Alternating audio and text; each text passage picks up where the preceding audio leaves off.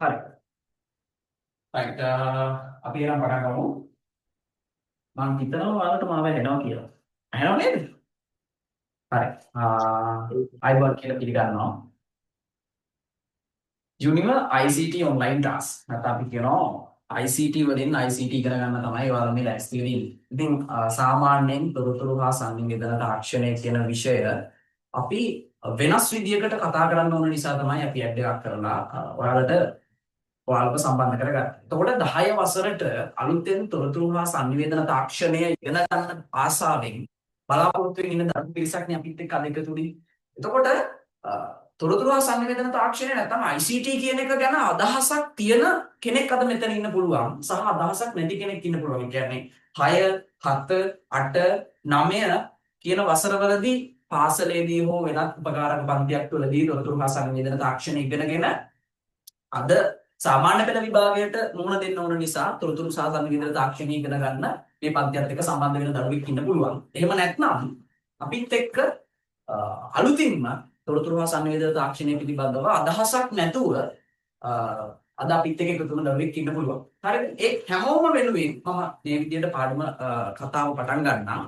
එතන මම ආරම්භක සම්මන්ත්‍රණයේ විදිහට අපි අද කතා කරන්න ගත්තේ මම ඇත්තටම පාඩම් ටික පිළිබඳව විස්තර කියලා දීලා මොනවාද ඔයාලට සාමාන්‍ය පෙළ විභාගෙදී විභාගයට මුහුණ දෙන්න තියෙන කියන කොටස් ටික කතා කරලා. එතනින් එහාට තියෙන වැඩ ටික තමයි කතා කරන්න බලාපොරොත්තු වෙන්නේ. ඒක උනත් ඇයි ඔයා ICT ඉගෙන ගන්න ඕනේ කියන එක කියලා මම ඊළඟ කොටසට නැත්තම් සාමාන්‍ය පෙළට අපි කොහොමද මුහුණ දෙන්න ඕනේ කියන කොටසට මම එන්නම්. හරිද? එහෙනම් තොරතුරු සංනිවේදන තාක්ෂණය කියන එක ළමයි ඇත්තටම අපි ඉන්න ලෝකයේ පිළිබඳව ඔයාලා හිතන්න. දැන් ඔයාලා මොබයිල් ෆෝන්ස් පාවිච්චි කරනවා, ලැප්ටොප්ස් පාවිච්චි කරනවා, ඒ වගේම තමයි විවිධ තාක්ෂණික උපකරණ පාවිච්චි කරනවා. ගොඩක් සමහරක් ළමයින්ගේ අලුත් වාහන තියෙනවා නම් වාහනය ඇතුලේ තොරතුරු තාක්ෂණික උපකරණ තියෙනවා. මේ දේවල් නිසාමද ඔයා තොරතුරු හා සංනිවේදන තාක්ෂණ ඉගෙන ගන්න ඕන. නැත්නම් ඔයා ඉගෙනගෙන කවුද වෙන්නේ කියන කෙනා බලාපොරොත්තු වෙලා. කෙනෙක්ට කියන්න පුළුවන් මම ડોක්ටර් කෙනෙක් වෙන්න බලාපොරොත්තු වෙන්නේ ඉන්නේ. මම ඉංජිනේර කෙනෙක් වෙන්න බලාපොරොත්තු වෙන්නේ. ඒක නිසා මම ඉගෙන ගන්නවා.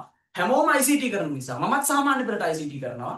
ඒක නිසා මම ICT කරනවා කියලා හිතන්න පුළුවන්. හැබැයි ඇයි ඔයා තොරතුරු හා සංනිවේදන තාක්ෂණ ඉගෙන ගන්න ඕන කියන කතාව නිසාම අපි පටන් ගමු. නැත්නම් අපි මේ කතාව පටන් ළමයි ලෝකේ වැඩිපුරම සල්ලි හොයන මිනිස්සු ඉන්නේ. ලෝකේ වැඩිපුරම ලොකුම පඩි ගන්න මිනිස්සු ඉන්නේ මේ තොරතුරු හා සංනිවේදන තාක්ෂණයත් එක්ක. ඔයාලා හොයලා බැලුවොත් Facebook වගේ සමාගම් ගත්තොත් Facebook වගේ සමාගම් තමයි ලෝකේ වැඩිපුරම සල්ලි හොයන සමාගම. එතකොට මේව තොරතුරු තාක්ෂණික සමාගම. එතකොට ඔයා වෛද්‍යවරයෙක් වෙන්න බලාපොරොත්තු වෙනවා නම් හොඳයි. හැබැයි ලෝකෙ වැඩිපුරම පඩි ගන්නේ වෛද්‍යවරු නෙවෙයි. ඉංජිනේරුවෝ නෙවෙයි. ඊටත් වඩා එහාට ගිහිපු තොරතුරු තාක්ෂණයෙන් දියුණු වෙච්ච මිනිස්සු. ඒක නිසා තමයි ඔයා ICT වගේ සබ්ජෙක්ට් එකක් ඉගෙන ගන්න ඕන. හරිද? ඒක නිසා ඔයා මේ ඉගෙන ගන්න තොරතුරු හා සංනිවේදන තාක්ෂණයේ වැදගත්කම ඇත්තටම කතා කරොත් ඔයා සාමාන්‍ය පෙළදී අපි මේ ඉගෙන ගන්න වපසරිය නැත්නම් අපි කියනවා මේකට බේසික් කන්සෙප්ට් එක ඔයාගේ ජීවිතේ වෙනස් කරන්න බලාපොරොත්තු වෙනවා. මොකද ඔයා විශ්වවිද්‍යාලයට ගියා. ඔයාගේ ජීවිතේ වෙනස් කරන්න පුළුවන් වෙන සයිස් එකේ නොලෙජ් එකක් අපි O level ඇතුලේ හදා ගන්න ඕන. එකක් තමයි සාමාන්‍ය පෙළ ලියන දරුවෙක් විදියට ඔයාගේ මූලික පරිගණක දැනුම ආවරණය කරගන්න ඕන පළවෙනි කාරණාව. දෙවෙනි කාරණාව විදියට ඔයාට හැකියාවක් තියෙන්න ඕන. ඔයාගේ පරිගණක තාක්ෂණික දැනුම නැත්නම් තොරතුරු තාක්ෂණික දැනුම වැඩි දියුණු කරගන්න. ඔන්න ඔය හේතු ටික නිසා තමයි අපි ICT කියන සබ්ජෙක්ට් එකක් ඔයාලා තේරුම් ගන්න ඕන, තෝරගන්න ඕන. දැන් ගොඩක් දුරට ඔයාලා ChatGPT පාවිච්චි කරනවා.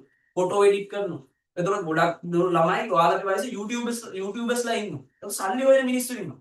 මේ හැමදේම තොරතුරු තාක්ෂණය ඇතුලේ තියෙන දේවල්. එතකොට මේවයි වටිනකම හරියට ඉගෙනගෙන කරොත් තමයි වටිනකම වැඩි වෙන්නේ.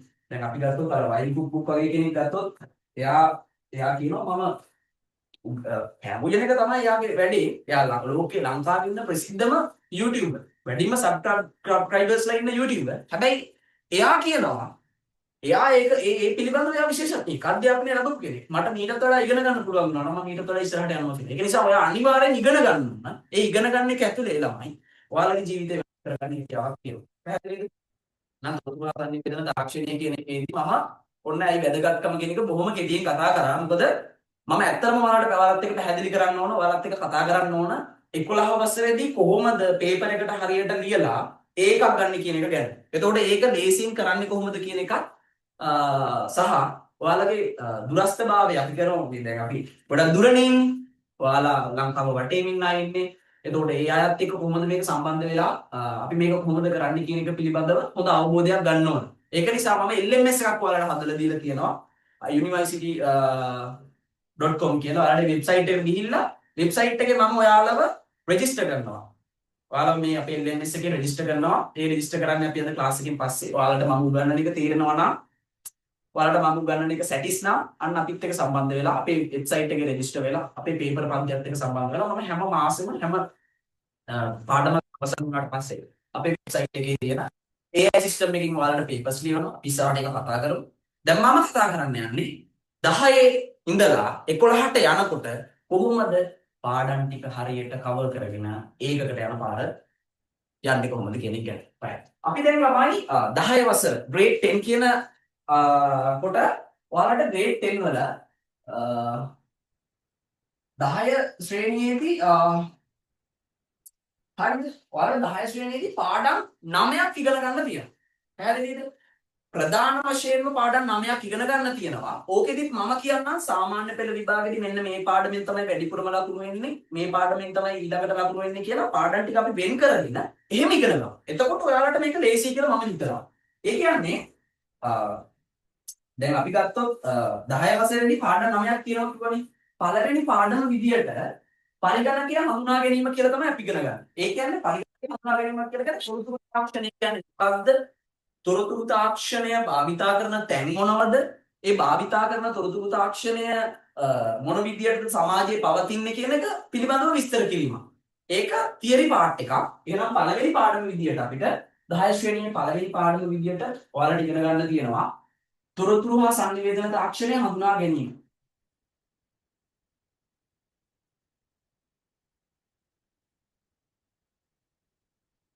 තාක්ෂණය. හරිද? මගේ අතුරුච්චර ගණන් ගන්න එපා. හරි අපි කතා කරමු ඉස්සරහට හඳුනා ගැනීම. හරි දෙවෙනි පාඩම විදියට කම්පියුටර් එකක් කියන්නේ මොකක්ද කියලා ඔයාලා ඉගෙන ගන්න. මොකක්ද කම්පියුටර් එකක් කියලා කියන්නේ? ඊට පස්සේ කම්පියුටර් එකක ඇතුළේ තියෙන කම්පොනන්ට්ස් මොනවද? දැන් ඔයාලගේ වයසේ ළමයි දැන් ගොඩක් දුරට දන්නවා කම්පියුටර් එකක් අර ගෙදර තියෙනවා නම් පිරිමි ළමයා වගේ මොකද ටිකක් මස් කරලා අරගෙන කෑලි ගලවලා වැඩ දාලා තියෙනවා. ඒක නිසා ඔයාලට සමහරක් අයට අවබෝධයක් ඇති පරිගණකයේ තියෙන සම්පූර්ණ මොනවද? එහෙනම් පරිගණකය හඳුනා ගැනීම හඳුනා ගැනීම. පරිගණකය හඳුනා ගැනීම කියලා කොටසක් තියෙනවා අපි ඒක ගැන කතා කරමු. හරිද? පරිගණකය කියලා කියන්නේ මොකක්ද? පරිගණකයේ ඇතුලේ තියෙන સિદ્ધාන්ත මොනවාද? ඔයාලා අපි පාවිච්චි කරන භෞතික උපාංග මොනවාද? ඔන්නෝව පිළිබඳව අපි කතා කරනවා. හරිද? ඊළඟ කොටස විදියට තුන්වෙනි පාඩම විදියට අපි අද ඉඳන් කතා කරන්න ඇත්තටම තුන්වෙනි පාඩම. මොකද මම ඔයාලට ටියුට් එකක් ගෙදරට එවනවා. දැන් සාම්ප්‍රදායික ක්‍රමවේදයේ ළමයි අපි කොහොමත් ඉස්කෝලේ ගිහිල්ලා පොතේ නෝට් එක ලියනවනේ. ඒකතර සාම්ප්‍රදායික විදිහට අපි පොතේ නෝට් එක ලිව්වොත් මමත් මේ පන්තියට ගෙනල්ලා ඔයාලට මේක ඇතුලේ මම නෝට් ලියවන්න ගියොත් ඔයාලට ඒක එපා වෙනවා. ඒක නිසා මම ඔයාලට ගෙදරට ටියුට් එකක් එවලා ඔය ටියුට් එකෙන් තමයි ඔය වැඩේ කරවන්නේ. සහ මම ඔයාලට වැඩක් තියනවා. ඒක අනිත් දේ තමයි මම ඔයාලට ෂෝට් නෝට් එකක් හදවනවා. හදවලා මගේ සිස්ටම් එකේ මම බලවනවා. ඒ කියන්නේ ඔයාලට ෂෝට් නෝට් එක අනිවාර්යයෙන් මම උගන්වද්දි පාඩම අද ඉවර නම් ඒ ඉවර වෙන පාඩමට හරියන්න ෂෝට් නෝට් එක එදාට කම්ප්ලීට් කරලා තියෙන්න ඕනේ ඊළඟ සතියේනකොට. මම ඒකත් මොනිටර් කරනවා. මොකද එහෙම නැතුව අපිට මේ වැඩේ ඉස්සරහට යන්න බෑ. හේතුව තමයි සාමාන්‍ය පෙළ අන්තිම මාස කිහිපයට එනකොට ගණිතයටත් ඔලුවට බර වෙනවා විද්‍යාවත් ඔලුවට බර වෙලා සබ්ජෙක්ට් ගොඩම ඔලුවට බර වුණාට පස්සේ ICT වලට ඒකක් දාගන්න එකට ඔයා දෙන ප්‍රයොරිටි එක ප්‍රමුඛතාවය අඩු වෙනවා. ඒක නිසා දැන්ම ICT හදාගෙන ඒ මට්ටමේ තියාගෙනම යන්න. ඒක තමයි එහෙම කරන්න හේතුව. එතකොට තුන්වෙනි පාඩම විදියට මම අද ඉඳන් උගන්වන්නේ තුන්වෙනි පාඩම. ඒ කියන්නේ සංඛ්‍යා පද්ධති. සංඛ්‍යා පද්ධති. හරි මාව හෙන්නේ නැත්තම් කියන්න. හොඳේ.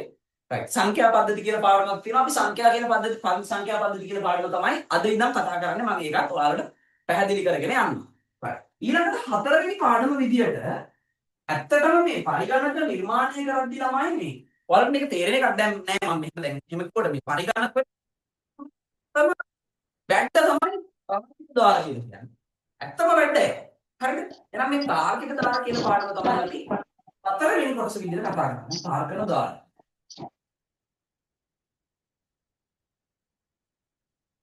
තාර්කික දාර. අපි මේවට කියන ලොජික් ගේට්ස් කියලා. මම ඉංග්‍රීසි වචන ලියන්න යන්නේ නැහැ. නිකන් අපි පාඩම කතා කරගෙන යනකොට මේව කරමු. හරිද? right. එතකොට ඊළඟට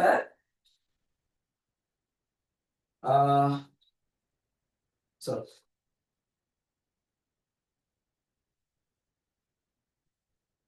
හරිද? right. ඊළඟ පාඩම විදිහට අපිට කතා කරන්න තියෙන්නේ පස්වෙනි පාඩම. පස්වෙනි පාඩම විදිහට අපි කතා කරනවා ඔපරේටිව් සිස්ටම්ස්. ඒ කියන්නේ දැන් ඔයාලා ෆෝන් එකක් ගන්න ගියම සමහරක් කට්ටිය කියනවා මේ Android ෆෝන් එකක් ගන්නවා. Apple ෆෝන් එකක් ගන්නවා. මට Windows ගහලා දෙන්න කියලා සමහරක් කට්ටිය කියනවා. සමහර අයට මේ අවබෝධය ඇති. නැත්නම් මේ OS පාඩම අපි ඉගෙන ගන්නවා කියලා මම එක සැරේ කිව්වට පස්සේ කල්පනා කරා මොකද්ද දෙයනේ මේ OS පාඩමක් කියලා කියන්නේ කියලා. මෙහෙයුම් පද්ධති කියලා පාඩමක් අපි ඉගෙන ගන්නවා. ඒ ඉගෙන ගන්න ඇත්තටම ඔයාලා දැන් ඔය කම්පියුටර් එකක් ගත්ත පස්සේ කම්පියුටර් එකේ Windows ගහනවා කියලා වැඩක් කරනවානේ. අන්න ඒව පිළිබඳව තමයි ඔය ඉගෙන ගන්න. පැහැදිලිද? එහෙනම් පස්වෙනි පාඩම විදියට අපි මෙහෙයුම් පද්ධති කියලා පාඩමක් ගැන ඉගෙන ගන්නවා. මෙහෙයුම් පද්ධති කියලා පාඩමක් ගැන ඉගෙන ගන්නවා. ඊට පස්සේ තමයි අපි 6 වෙනි පාඩම විදියට සම 6 7 8 9 මේ හතර දෙනාම ඇත්තටම මේ එකම පවුලක කෙනෙක්. අපි කියනකොට ඔෆිස් පැකේජ් එක කියලා. ගොඩාක් දුරට ඔයාලට යුනිවර්සිටි ගියොත් නැත්තම් අපි සාමාන්‍ය පෙළ ලියලා ඉවර වෙලා කියන්නේ උසස් පෙළ ලියලා ඉවර වෙලා කෙනෙකුට කෝස් එකක් විදිහට දැන් ඔය IT කෝස් කරනවා කියලා කට්ටිය කරනවා. මෙන්න මේ පැකේජ් එක තමයි කරන්නේ. ඔෆිස් පැකේජ් එක. මේකෙදි තියෙනවා 6 වෙනි පාඩම විදිහට වදන් සැකසීම, Word 7 වෙනි පාඩම විදිහට අපි Excel කියලා පාඩමක් ඉගෙන ගන්නවා. පැතුරුම්පත් 8 වෙනි පාඩම විදිහට අපි ඉගෙන ගන්නවා presentation. 9 වෙනි පාඩම විදිහට අපි ඉගෙන ගන්නවා database access. මේ ඔක්කොටම අපි කියනවා office package එක කියලා. එතකොට තමයි ගොඩාක් දුරට මෙන්න මේ database කියන පාඩමයි මම මේ පොඩ්ඩක් කලෙක චේන්ජ් කරගන්නම්. database කියන පාඩම මම මෙන්න මේ database කියන පාඩම Excel කියන පාඩම සහ operating system කියන පාඩම මෙන්න මේ තාර්කික ද්වාර කියන පාඩම සහ සංඛ්‍යා පද්ධති කියන පාඩම් ටික විශේෂයෙන් අවධානයක් යොමු කරලා ඉගෙන ගන්න ඕනේ. මොකද database වලින් ලකුණු 10ක් හම්බ වෙනවා. ඒක නිසා මේ පාඩම අපි හරියට ඉගෙන ගන්න. මේ පාඩම හරියට තිතට ඉගෙන ගන්න ඕන. ඒ වගේම තමයි Excel කියලා පාඩමක් තියෙනවා. මේකත් හරියටම ඉගෙන ගන්න ඕන.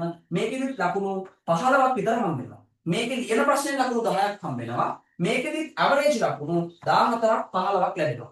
ඒ වගේම තමයි තාර්කික දාන පාඩම සංඛ්‍යා පද්ධති පාඩම වගේ පාඩම් ගත්තාම සාමාන්‍ය පෙළ පේපර් එකේ ලොකු ලකුණු ප්‍රමාණයක් ගන්න තියෙන පාඩම්. ඒ නිසා මේවා හරියට තිතට ඉගෙන ගන්න ඕන පාඩම්. පැහැදිලිද? right. ඔය ටික තමයි 10 වසරේදී අපිට ඉගෙන ගන්න තියෙන්නේ. 11 වසරට ගියාට පස්සේ අපිට පුළුවන් 11 වසරේ තියෙනවා පාඩම් 6ක්. ඒ පාඩම් 6 11 වසරට ගියාට පස්සේ කතා කරමු. ඒකෙදි ප්‍රෝග්‍රෑමින් කියලා පාඩමක් තියෙනවා. සිස්ටම් ඩෙවලොප්මන්ට් කියලා පාඩමක් තියෙනවා. ඒ වගේම තමයි ඉන්ටර්නෙට් කියලා පාඩමක් තියෙනවා. මීඩියා ඇක්සස් පාඩමක් කියලා මල්ටිමීඩියා කියලා පාඩමක් තියෙනවා.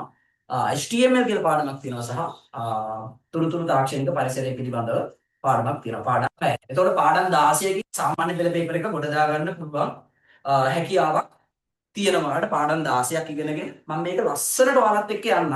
හැබැයි එකම දේ තියෙන්නේ ඔයාලා මම අතර කමියුනිකේෂන් එකක් තියෙන්න ඕන. ඔන්ලයින් වලදී නිදිමත එනවා. වතුර බෝතලයක් ළඟ තියාගන්න ඕන. ඒ වගේම තමයි හොඳ අරමුණක් ඇතුව මේ වැඩේ කරගෙන යන පිරිසක් වෙන්න ඕන. මම හිතනවා වැඩ කරන ළමයි තමයි ඔන්ලයින් සෙට් වෙන්නේ. වැඩ කරන පිරිසක් මේ ඔන්ලයින් සෙට් වෙන්නේ. දැන් මම ඇත්තටම මම A level කරන කාලේ මම A level කරේ ඔන්ලයින්. හේතුව තමයි අපේ කාලේ තමයි කොවිඩ් එක ආවේ. කොවිඩ් කාලේ නිසා තමයි මේ level යද්දි කොවිඩ් එක ආවේ. ඒක නිසා මට ඔන්ලයින් පාවිච්චි කරන්න සිද්ධ වුණා. පැහැදිලිද?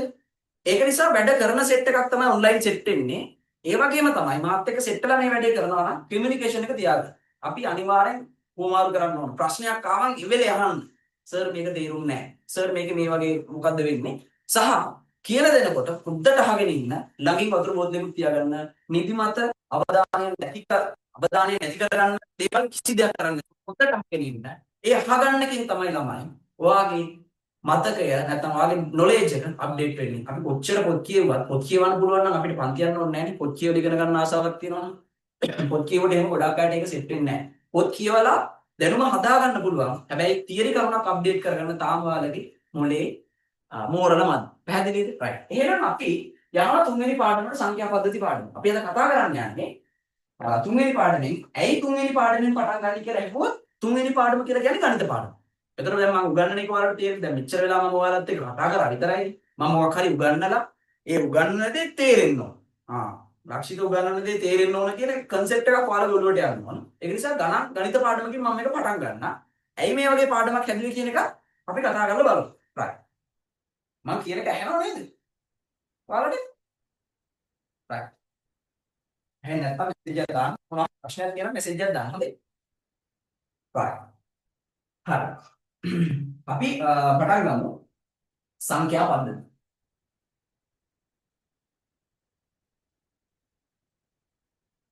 අපි මේ පාඩමට කියනවා number systems කියලා.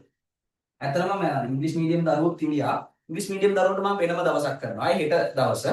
අද සිංහල මීඩියම් දරුවන්ට. මම ඒකයි ගෲප් එකට සම්බන්ධ වෙච්ච දරුවෝ කොටස් දෙකකට ගන්න මේ උගන්වන්නේ. මොකද ඉංග්‍රීසි වලින් මම ඔයාලට මේක ටීච් කරත් ඔයාලට තේරෙන්නේ නැහැ සිංහල මීඩියම් දරුවන්ට. ඉංග්‍රීසි මීඩියම් දරුවන්ට සිංහලෙන් කියලා දීලා සිංහලෙන් ටීච් කරලා ඉංග්‍රීසි වලින් නෝට් දුන්නට සෙට් වෙන්නේ නැහැ. ඒ නිසා ඉංග්‍රීසි වලින්ම උගන්වන්න ඕන. ඒක නිසා තමයි මේ දවස් දෙකකට කැඩුවේ. right. ඔයාලා මොකක් හරි ප්‍රශ්නයක් තියෙනවා නම් මගේ chat එක තියෙනවා මම දාලා අනිවාර්යෙන් මාත් එක්ක මේව කරන්න මම ඔයාලා කවුද කියන එක පිළිබඳව හිමින් මේක ඉස්සරහට කතා කරගෙන යමු. හරිද? අද පළවෙනි දවස් ඇත්තරම ඔයාලගේ බැච් එකේ පළවෙනි දවස මට යුනිවර්සිටි එකේ එක්සෑම් තිබුණා මේ දවස් ටිකේ. ඒවත් එක මම මේ මැනේජ් කරගත්තේ. මම දෙසැම්බර් මාසේ තමයි පන්ති පටන් ගන්න බලාපොරොත්තු වෙන්නේ ඉතින්. හැබැයි අවාසනාවන්ත විදියට අයහපත් කාල වුණ තත්ත්වයේ හේතුවෙන් මේක කරගන්න ඕනේ නැහැ. අපි යමු පාඩමට සංඛ්‍යා පද්ධතිය. number system. number system. එතකොට මේ පාඩම තමයි හරි සරල පාඩමක්.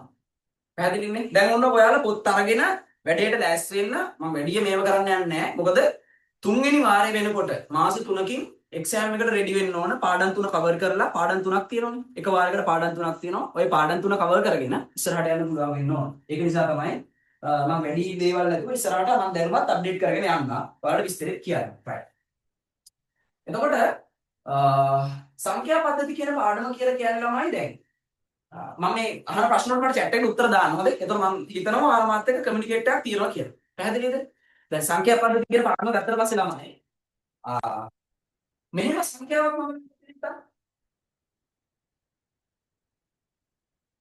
ඔයාලා හිතන්නේ මේක මොකක්ද? මේ තියෙන මොකක්ද? මම මෙහෙම සංඛ්‍යාවක් ලියුවොත් මේක මොකක්ද ඔයාලා හිතන්නේ කියලා. කෙනෙක්ට කියන්න පුළුවන් සර් ඔය ලියලා තියෙන්නේ 134 කියලා. ප්‍රශ්නයක් නැහැ. මම අහනවා ඇයි ඔයා මේකට 134 කියලා කිව්වේ කියලා. 134 කියලා කිව්වේ කියලා. මට කියන්න පුළුවන් මේක 1 3 4 කියලා. 10 වස් 6 එකේ ඉඳන් ගණන් ඉගෙන ගන්නවනේ අපි. එකේ ඉඳන් ඊට පස්සේ ඉඳන් ගණන් ඉගෙන ගන්නවා.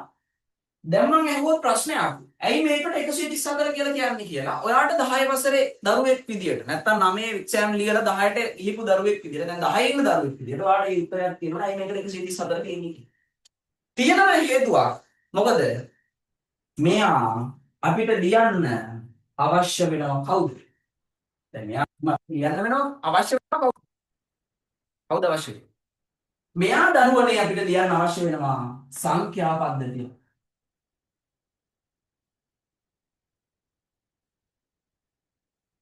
නම්බර් සිස්ටම් එකක් ඕන. නම්බර් සිස්ටම් එකක් නොතිබ්බනම් ඔයාලට මේක ලියන්න බෑ.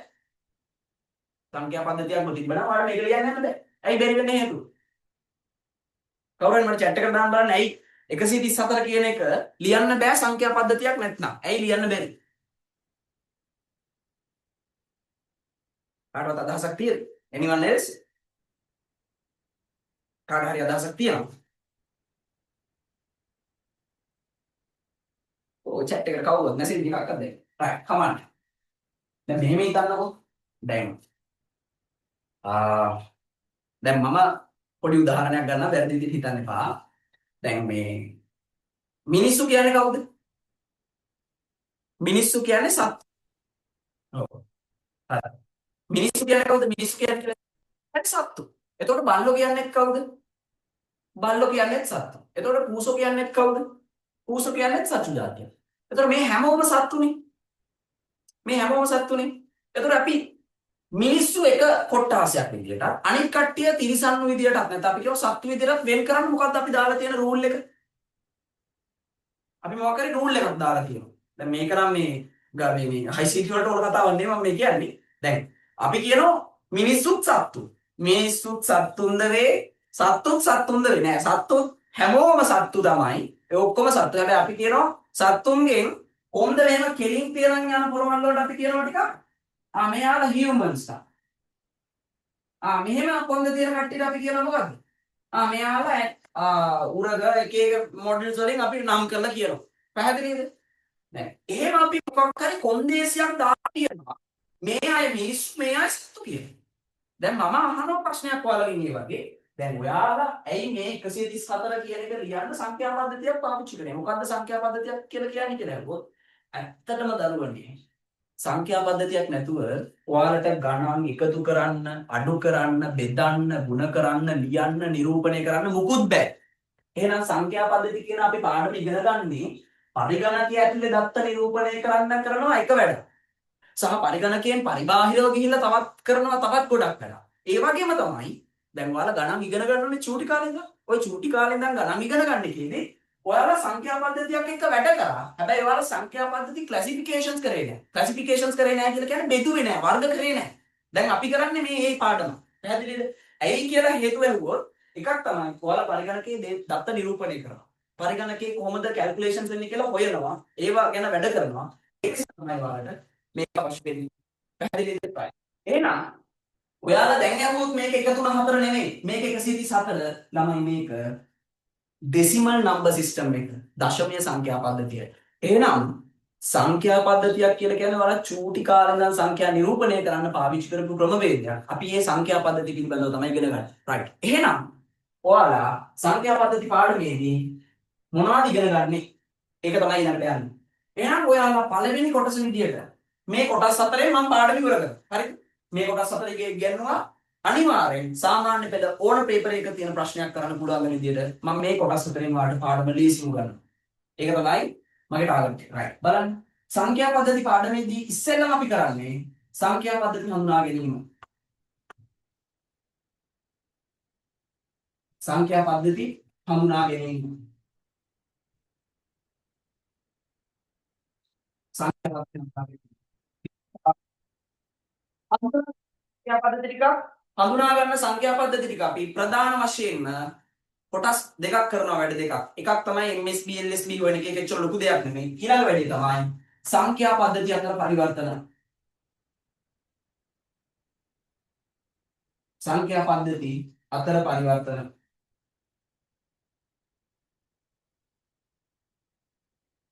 සංඛ්‍යා පද්ධති අතර පරිවර්තන. right. ඊළඟ කාරණාව විදියට අපි මේ පරිවර්තනය කරන සංඛ්‍යා පද්ධති ඔක්කොම කරලා ඉවර වුණාට පස්සේ අපි පරිගණක මතක ගණනය කිරීම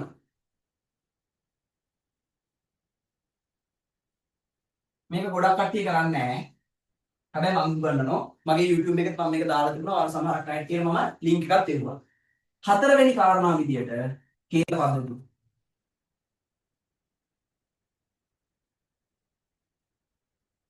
පාඩමේ මාතෘකාව දාගන්න සංඛ්‍යා පද්ධති නම්බර් සිස්ටම්ස් කියලා.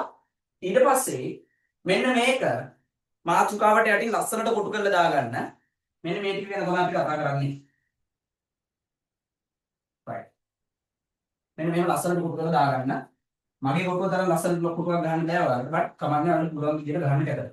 right. මේ විදිහට දාගන්න ලියාගෙන ටක් ගාලා කියන්න අපි ඊළඟ කොටසට යමු. මම ඩෙෆිනිෂන් එක දීලා මේව කරා. මේක දාගන්න. සංඛ්‍යා පද්ධති යන පාඩම තාම පටන් ගත්තේ නැහැ. හරිද? පාඩම පටන් ගත්තා. උගන්වන්න පටන් ගත්තේ නැහැ. මේක හරියට නේව කරගන්න. හරිද? හරිද? මේක දාගන්න. සංඛ්‍යා පද්ධති කියලා දාගන්න. මේක තමයි අපි කතා කරන පටුන. මේ පොයින්ට් වයිස් තමයි යන්න ඕන. ඒ කියන්නේ නිකම් බොරුවටකින් වැඩක් නැහැ. මේක මෙහිමයි. මේ පටුන විදිහට දාගෙන අපි යමු කොටසින් කොටස ලස්සනට පැහැදිලි කරගෙන. ඒක තමයි කරන්න ඕන.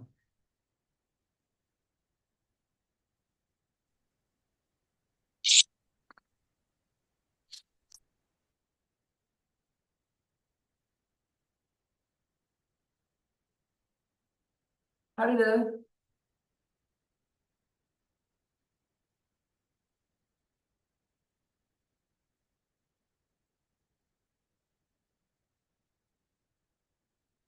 ඔයාලගේ මේවත් මේ අප්ඩේට් කරගන්න තමයි හොඳේ. ඇඩ්‍රස් එක හරියටම එවන්න. මම හරියටම මේ ඔයාලට මට එකක් තමයි MCQ පේපර් එක කරන MCQ ෂීට් එක වන්න ඕන. ඔන්ලයින් MCQ කරන MCQ ෂීට් එක වන්න ඕන එක කාරණාවක්. දෙවෙනි කාරණාව තමයි ඔයාලට ටියුට්ස් එක හරියට පෝස්ට් කරන්න මේ ටික තියෙන්න ඕන. හරි නේද? ටක් ගාලා දාන්න බලන්න.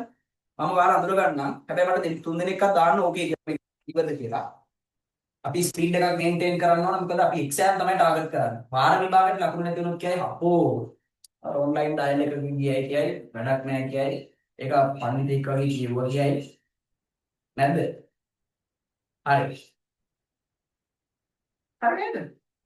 තව කෙනෙක් දාන්න බෑ. හරි. හරි. රයිට්. එහෙනම් ඔන්න පළවෙනි කොටස විදියට දාගන්න ළමයි සංඛ්‍යා පද්ධතිය හඳුනා ගැනීම මාතෘකාව. සංඛ්‍යා පද්ධතිය හඳුනා ගැනීම. සංඛ්‍යා පද්ධතිය හඳුනා ගැනීම. හරිද? රයිට්.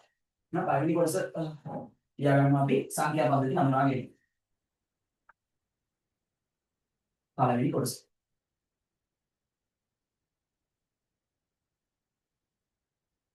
මේ මාතෘකාවක් හඳුනා ගැනීම.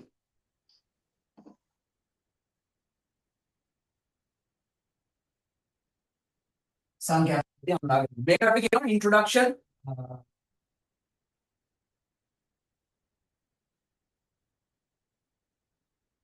introduction number system.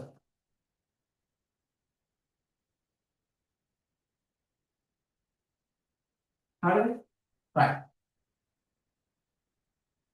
නිදිමත නෑ නේද? කම්මැලි නෑ නේ? හොඳට අහගෙන ඉන්න. right.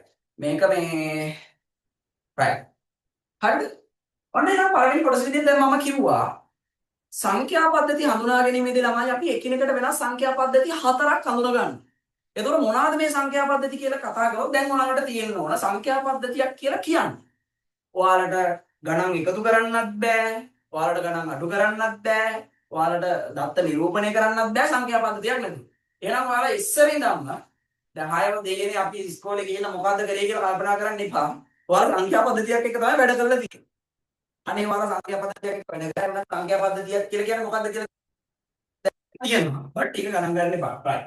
එතකොට අපි මම චූටි කාලේ නෑ. අපි 10 වසරේදී 11 වසරේදී ඔය තියෙන කාල සීමාව ඇතුළතදී ගණන් හැදුවා සංඛ්‍යා පද්ධතිය කියන එක ඇහුවේ 10 වසරට ආවට පස්සේ. නම්බර් සිස්ටම්ස් කියලා පාඩමක් අපි ඉගෙන ගත්තේ නෑ. එහෙනම් තමයි සංඛ්‍යා පද්ධතියක් කියලා කියන්නේ සංඛ්‍යාවක් ලියන්න බෑ සංඛ්‍යා පද්ධතියක් නෑ. ඔයාලා දන්නවනේ. දැන් මම මෙහෙම ඇහුවොත් මොකද්ද මේ? ඔය ඉරක් නෙමෙයි මේ මම එක කියලා. හරි. මේ බිංදුව හොඳේ. මේ 3. අපි each one by one නැත්නම් අපි කියනවා එක්කින් එක්කෙනා මෙයා කියලා ගත්තොත් මෙයා කවුද? මෙයා කියලා ගත්තොත් මෙයා කවුද? මෙයා කියලා ගත්තොත් මෙයා 1, මෙයා බිංදුව, මෙයා 3. හැබැයි මම මේ 3 දෙනා පාවිච්චි කරලා. හරිද? මෙන්න මෙහෙම කෙනෙක් ලියුවා. එතකොට කියනවා 103 කියලා. එහෙනම් මේ තියෙන අනුලක්ෂණ වලින් මේ කියන සංඛ්‍යාව නිරූපණය කරන්න අපිට අවශ්‍ය වෙනවා කෙනෙක්. එයා තමයි සංඛ්‍යා පද්ධතිය. එහෙනම් ළමයි සංඛ්‍යා පද්ධතියක් කියලා කියන්නේ සංඛ්‍යාවක් නිරූපණය කිරීමට හෝ ඒ මත ගණිත කර්ම සිදු කිරීමට භාවිතා කරන ක්‍රමවේදයක් සංඛ්‍යා පද්ධතියක් කියලා කියනවා. පැහැදිලිද? ඒ කියන්නේ ඔයා මේවා 7 8 9 හරිද? මේ ඔයාලා මේවා පාවිච්චි කරාට මේවයින් මෙන්න මේ වගේ සංඛ්‍යාවක් ලියන්න බෑ ඔයාලට සංඛ්‍යා පද්ධතියක් නැතුව. මේක හැමදාම හැංගිලා ඉඳී. කොහොමද? යට. මේ වාදේ යට හැමදාම හැංගිලා ඉඳී. ඔයාලා දැක්කේ නෑ. එතකොට මම අද ලිව්වා චුට්ටක් පේනවා.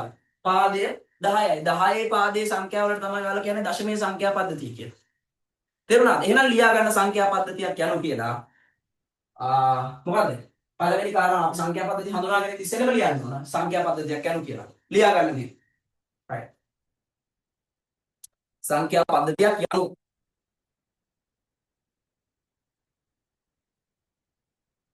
ලයිට් එකට නිකන් මාව රාක්ෂියෙක් වගේ පේන්නේ නැහැ නේද ඔයාලට? දැන් මේ මැසේජ් එකක්වත් දැනෙන්නේ නැහැ කවුරුවත්. ආරිෂෝක් ළමයි. right. මෙහෙම ලියා ගන්න.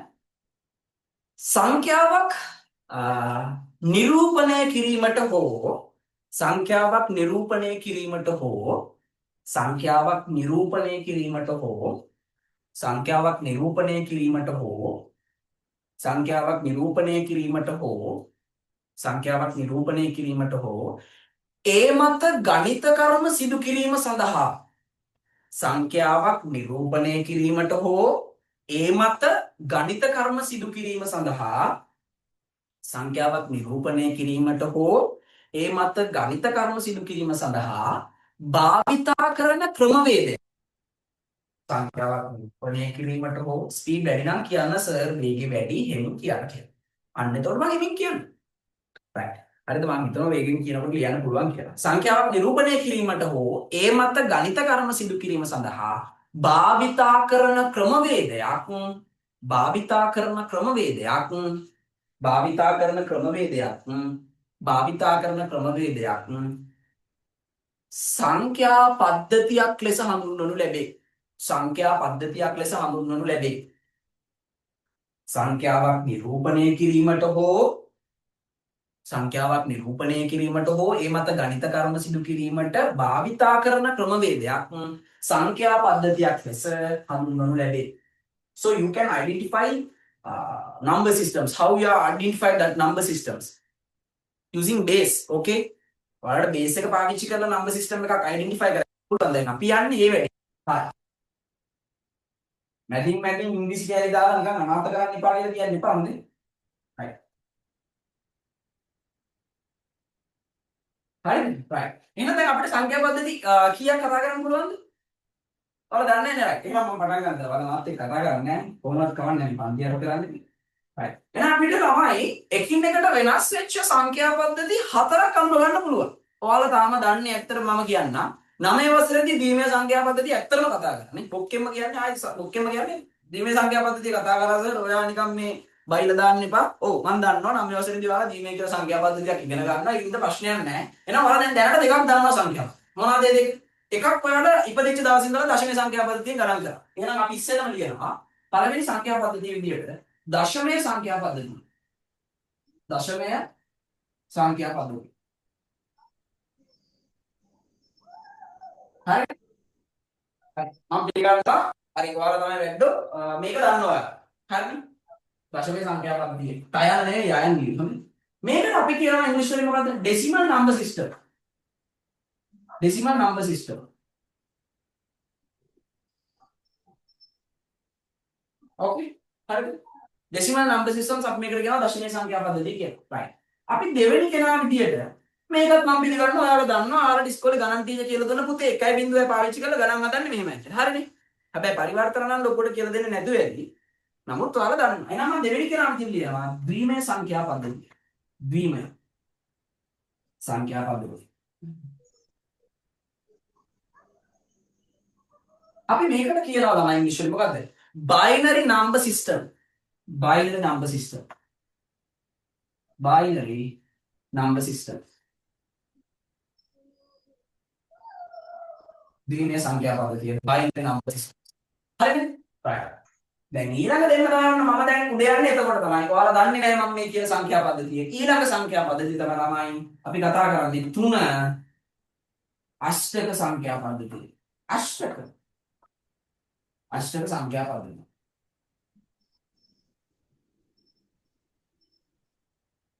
අපි මේකට කියනවා තමයි ඔක්ටල් නම්බර් සිස්ටම් එක කියලා. ඒ කියන්නේ 8ක් තියෙනවා. දැන් මේක අහන්න එපා කොහොමද මේවා හැදුවේ? ඒ මොකටද හැදුවේ? දැන් මේ පයිතගරස් මේ අපිට මේ පයිතගරස්ලා මේ ගණන් එහෙම හොයාගෙන මෙච්චර මේ දුක් විඳපු එකේ තවත් ඇයි නම්බර් සිස්ටම්ස් හොයාගෙන අපි තවත් අනාථ කරන්නද හදන්නේ කියලා අහන්න එපා. ඇත්තටම මේවා ලේසි. මේවා හොයාගත්ත නිසා තමයි අපිට මේ කැල්කියුලේෂන්ස් කරන්න ලේසි. හොඳේ? නැත්නම් මාත් එක තරහ ගන්න එපා. සර් මේ වාට වැඩක් නැති වැඩනේ දෙකක් තිබිච්ච එකට තව දෙකක් දාලා නෑ. අපි මේක ඉගෙන ගන්නවා. right. Octal number system. ඔක්ටල් number system. Number system. හරිද? ඉතින් අපෙන් මේ දෙමව්පියෝ එහෙම පිටිපස්සෙන් ඉන්නවා වතුර එකක් තියා පහර දෙන්නේ නැතුව වතුර එකකින් පහර දෙන්න. වලට තමයි ඉන්දියන් නැහැනේ. හරි. right. හතරවෙනි කතාව තමයි. හරිද? number 4. හරිද? mic unmute කරන්න එපා. හරිද? අනිත් අය ඩිස්ටර්බ් නේ. අෂ්ටක සංඛ්‍යා පද්ධතිය ඊළඟ කියනවා තමයි ෂඩ් දශම සංඛ්‍යා පද්ධතිය. දකින්න පද්ධතිය. අපි මේකට කියනවා hexadecimal number system.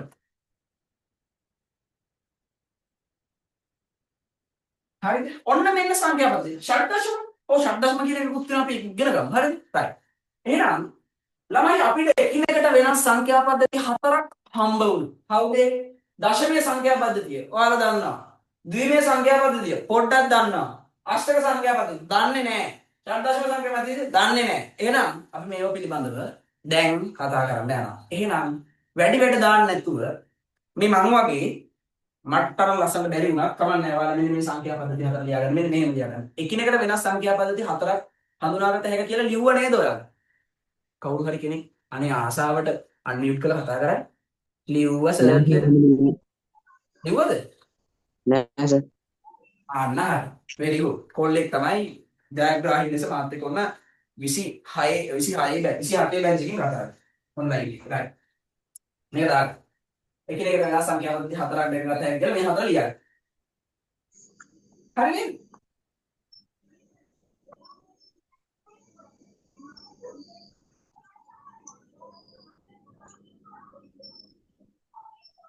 හරිද? ලියා ගන්න හොඳයි. හරි ලියන්න. right. අද ඉතින් පටන් ගන්න දවසේ මෙහෙම ගියාට අපි වැඩි කරගෙන යමු ඉස්සරහට. හරිද? ඔයාලට තේරෙන්නේ නැති මොනවා හරි තියෙනවා නම් හරි මගේ කතා කරන එකේ ස්පීඩ් එක වැඩි නම් හරි සෙට් වෙන්නේ නැත්තම් කර්සර් කියන අනේ සෙට් වෙන්නේ නැහැ නේ ඔයා කතා කරන වේගය වැඩි. එතන මං චුට්ටක් වේගය අඩු කරලා කතා කරන්න. හරිද? ලියාගෙන මේ හතර. මේ පොයින්ට් වයිස් යන්න. හරිද? පොයින්ට් වයිස් යන්න කියලා කියන්නේ දැන් මේක මේ මම මේ මහා හැලක් විදියට රච්චු පොතේ තියෙනවා ඔයාලා බලන්න ඕන නම් රච්චු පොත බෙන්දලා මහා හැලක් විදියට දුන්නොත් අපෝ එහෙම වෙන්නේ නැහැ. හරිද? අපි මේක ෂේප් එකේ ලස්සනට කතා කරගෙන යමු. මේක පොයින්ට් වයිස් ඉගෙන ගත්තා හරි ලේසි. මේ ළමයි ආසාවෙන් ඉගෙන ගන්න පාඩමක් නම්බර් සිස්ටම්ස් කියලා කියන්නේ ලිනියර් සංඛ්‍යා පද්ධතිය කියලා සංඛ්‍යා පද්ධති පාඩම. මේකේදී අමාරු කොටසක් තියෙන අතරම ඇඩ්වාන්ස් ලෙවල් දරුවෙක් ICT කරනවා මේ සංඛ්‍යා පද්ධති පාඩමේ ඉතිරි ගොඩක් වැදගත්. ඒකයි. හරිද? පැකිවලද? ලියාගත්තද? ඔව් සර් හරි. ඉතින් මම බලපාන්නේ. හරිද? හරි සර් හරි. තව කවුරු හරි දාන්න මැසේජ් එකක්?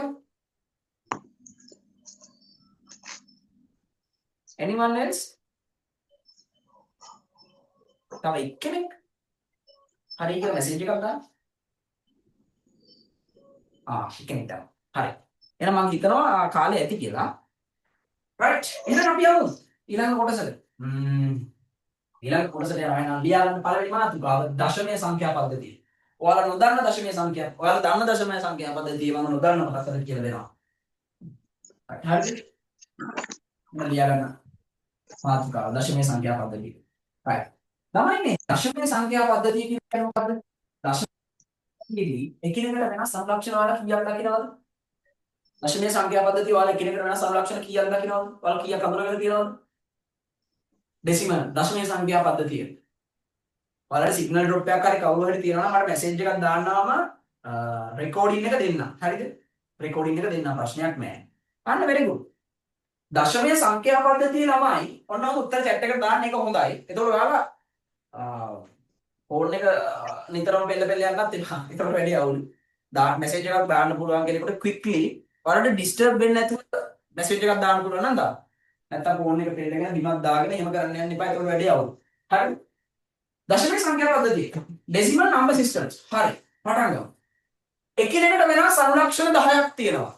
ඉතින් බිංදුවේ ඉඳලා ඉලක්කම් කීයක් තියෙනවද එනවා? අනුලක්ෂණ 10ක් තියෙනවා මම ඇත්තටම. බිංදුව 1 2 3 4 5 6 7 8 0 to 9 ඇත්තටම අපිට අනුලක්ෂණ බිංදුවේ ඉඳලා 9 දක්වා අපිට අනුලක්ෂණ කීයක් තියෙනවද? 10ක් තියෙනවා. එහෙනම් බිංදුවේ සිට 9 දක්වා අනුලක්ෂණ 10කින් නිරූපණය කරන්න පුළුවන් සංඛ්‍යා පද්ධතියකට අපි කියනවා දශමය සංඛ්‍යා පද්ධතිය කියලා. එතකොට දැන් අපි සංඛ්‍යාවක් ලියද්දී 143 කියලා ලියන්නේ 143 කියන සංඛ්‍යාව ලියන්නේ ළමයි මෙන්න මේ අනුලක්ෂණ 10 පාවිච්චි කරලා. හරිද? එතකොට මේ සංඛ්‍යා පද්ධතිය ඔයාලා දන්නවා. මෙතන ඉන්නවා හාදේ. එයාට අපි කියනවා පාදය කියලා. බේස් එක කියලා කියනවා. හරිද? මෙච්චරයි සාමාන්‍යයෙන් ඔයාලා කැල්කියුලේෂන්ස් එකේ දැකලා තියෙන්නේ. හැබැයි මම කියනවා මේ දශමයේ කියන සංඛ්‍යා පද්ධතිය ඔයාලා කියනවා එක ස්ථානය 10 ස්ථානය 100 ස්ථානය කොහොම කතාවක් අපි ඉගෙන ගන්නවා. ඇත්තටම ඔව්. අපිට ඒක ඕන. ඒක ගැන තමයි අපි ඊළඟට කතා කරන්නේ. දශමයේ සංඛ්‍යා පද්ධතිය ගත්තට පස්සේ ඕනම සංඛ්‍යාවක් ගත්තොත් සංඛ්‍යා රේඛාවක් ඇඳලා දැන් අපි සාමාන්‍ය සංඛ්‍යා රේඛාවක් ඇඳලා මෙහා බිඳුව කරොත් මේ පැත්ත ධන වෙනවා මේ පැත්ත ඍණ වෙනවා. එතකොට මෙහා ධන 1 ධන 2 ධන 3 ධන 4 වෙනවා. සංඛ්‍යා රේඛාවෙන් මේ පැත්තේ තියෙන කට්ටිය බිඳුවට මේ පැත්තේ ඍණ 1 ඍණ 2 ඍණ 3 වෙනවා. එතකොට ඔයාලා හිතන්න මේ පැත්ත ධන පැත්ත මේ පැත්ත ඍණ පැත්ත කියලා. හරිද? සංඛ්‍යා රේඛාවේ මේ පැත්ත ධන පැත්ත මේ පැත්ත ඍණ පැත්ත කියලා. එහෙනම් පාදය ලියලා ඒ පාදයේ අගය බලයක් විදියට ලිව්වොත් අපිට ලැබෙනවා හාදේ. එයාට අපි කියනවා බර සාධකය කියලා.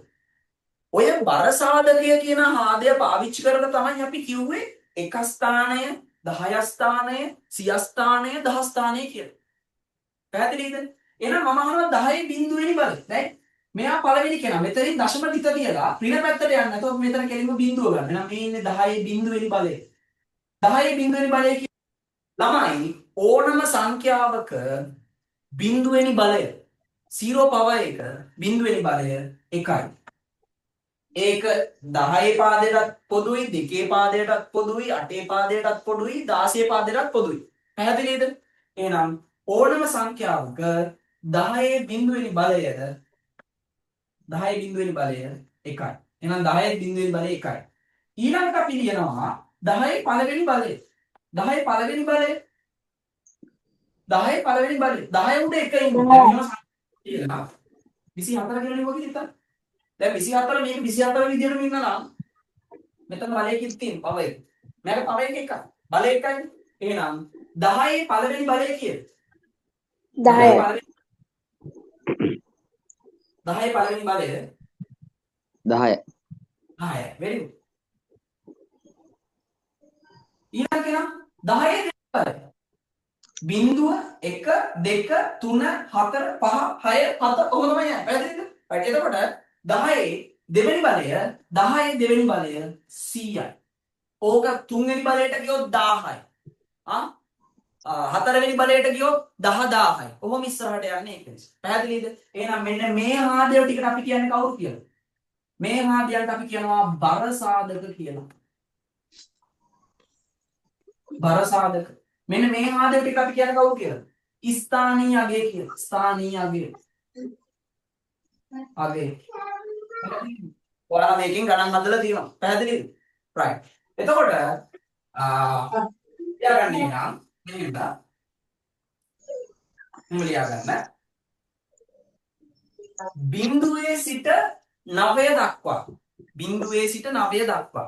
බිඳුවේ සිට 9 දක්වා. බිඳුවේ සිට 9 දක්වා. බිඳුවේ සිට 9 දක්වා. බිඳුවේ සිට 9 දක්වා.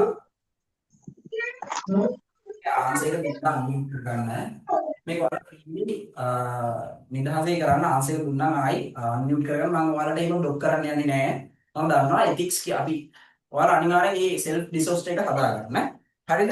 ඒ වගේම තමයි අපි මම නම් පන්තියක් කරලාදී ඔය ළමයින්ගේ ඔක්කොම ටික ඩොක් කරලා මේක කරන්න යන්නේ නැහැ. හේතුව තමයි ඔයාලට ප්‍රශ්නයක් තියෙනවා නම් අන්මියුට් කරලා කතා කරන්න පුළුවන් මේ සයිස් එකේ.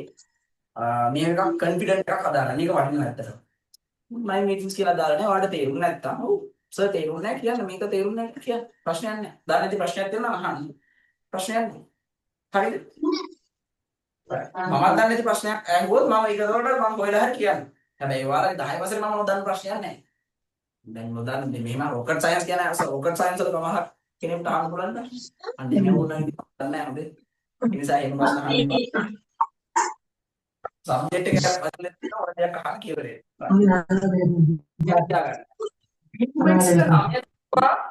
එකිනෙකට වෙනස් යගන්න. බිඳුවේ සිට 9 දක්වා එකිනෙකට වෙනස්. බිඳුවේ සිට 9 දක්වා එකිනෙකට වෙනස්. බිඳුවේ සිට 9 දක්වා එකිනෙකට වෙනස්. බිඳුවේ සිට 9 දක්වා එකිනෙකට වෙනස්. අනුලක්ෂණ 10කින් සමන්විත වන. මේ බලන්න. බිඳුවේ ඉඳලා 9 දක්වා මේක අපි කියනවා හින්දුවරාපි ඉලක්කම් මෝඩිය කියලා. එතකොට එක ඉලක්කමක් නේ තියෙන්නේ. මේ තියෙන එක ඉලක්කම. එකින් එකට වෙනස් මෙයා. එක කියන්නේ එක්කෙනෙක්. දෙක කියන්නේ එක්කෙනෙක්. මේ ඔයාලා දන්නවා. බිඳුවේ සිට 9 දක්වා එකිනෙකට වෙනස් අනුලක්ෂණ 10කින් සමන්විත වන. බිඳුවේ සිට 9 දක්වා එකිනෙකට වෙනස් අනුලක්ෂණ 10කින් සමන්විත වන. බිඳුවේ සිට 9 දක්වා එකිනෙකට වෙනස් අනුලක්ෂණ 10කින් සමන්විත වන. බිඳුවේ සිට 9 දක්වා එකිනෙකට වෙනස් අනුලක්ෂණ 10කින් සමන්විත වන සංඛ්‍යා පද්ධතියක්. බිඳුවේ සිට 9 දක්වා එකිනෙකට වෙනස් අනුලක්ෂණ 10කින් සමන්විත වන සංඛ්‍යා පද්ධතියක්. සංඛ්‍යා පද්ධතියක්. සංඛ්‍යා පද්ධතියක්. සංඛ්‍යා පද්ධතියක්. දශමය සංඛ්‍යා පද්ධතියක් ලෙස හඳුන්වනු ලැබේ. දශමය සංඛ්‍යා පද්ධතියක් ලෙස හඳුන්වනු ලැබේ. බිඳුවේ ඉඳලා 9 දක්වා එකිනෙකට වෙනස් අනුලක්ෂණ 10කින් සමන්විත වෙන සංඛ්‍යා පද්ධතියක් දශමය සංඛ්‍යා පද්ධතියක් ලෙස හඳුන්වනු ලැබේ. ඊට පස්සේ ලියා ගන්න මෙහෙම. හරිද? තරු ලකුණු දාලා. ඔයාලා මගේ නෝට් ලියද්දි ඡේද ලියන්න එපා. මම ඒකට කැමති නැහැ. හරිද? තඩි ඡේද ලියන්න එපා. මේ වගේ එකක් ලියලා පළවෙනි කෙනා තරුවක් දැම්මා. බිඳුවේ සිට 9 දක්වා එකිනෙකට වෙනස් අනුලක්ෂණ 10කින් සමන්විත වෙන පද්ධතියක් දශමය සංඛ්‍යා පද්ධතියක් ලෙස හඳුන්වනු ලැබේ. හරි. වැඩේ කොට ඊළඟ තරු ලකුණු දාලා ලියා ගන්න. පාදය 10 ලෙස ලියා දක්වනු ලැබේ. මේකේ පාදය 10 කියලා කියන්නේ නැහැ අපි. 10ක් ලෙස දක්වනු ලැබේ. පාදයේ අගය 10යි. පාදයේ අගය 10යි. පාදයේ අගය 10ක් ලෙස දක්වනු ලැබේ. පාදයේ අගය 10ක් ලෙස දක්වනු ලැබේ. දෙවැනි කරුණ විදිහට ලියා ගන්න. පාදයේ අගය 10ක් ලෙස දක්වනු ලැබේ. පාදයේ අගය 10ක් ලෙස දක්වනු ලැබේ. පාදයේ අගය 10ක් ලෙස දක්වනු ලැබේ. හරිද? පාදයේ අගය 10ක් ලෙස දක්වනු ලැබේ. පාදයේ අගය 10ක් ලෙස දක්වනු ලැබේ. පාදයේ අගය 10ක් ලෙස දක්වනු ලැබේ. හරිද? right. හරි. එහෙනම් ඊළඟ කාරණාව පාදයේ අගය 10ක් ලෙස දක්වනු ලැබේ කියලා මෙන්න මෙහා දාගන්න. බිඳුවේ ඉඳලා 9 දක්වා ඉලක්කම් ටිකයි. මෙයා ඉලක්කම ලියලා මෙයා පාදය, මෙයා බර සාධක, මෙයා ස්ථානීය අගය කියලා මේක දාගන්න. මෙන්න මේක වැදගත්. එතන යටින් ඇදගන්න. එතන යටින් ඇදගන්න. anyone else?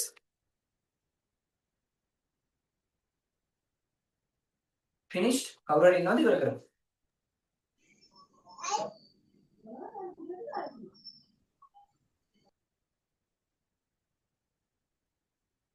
හරි. දාගන්න.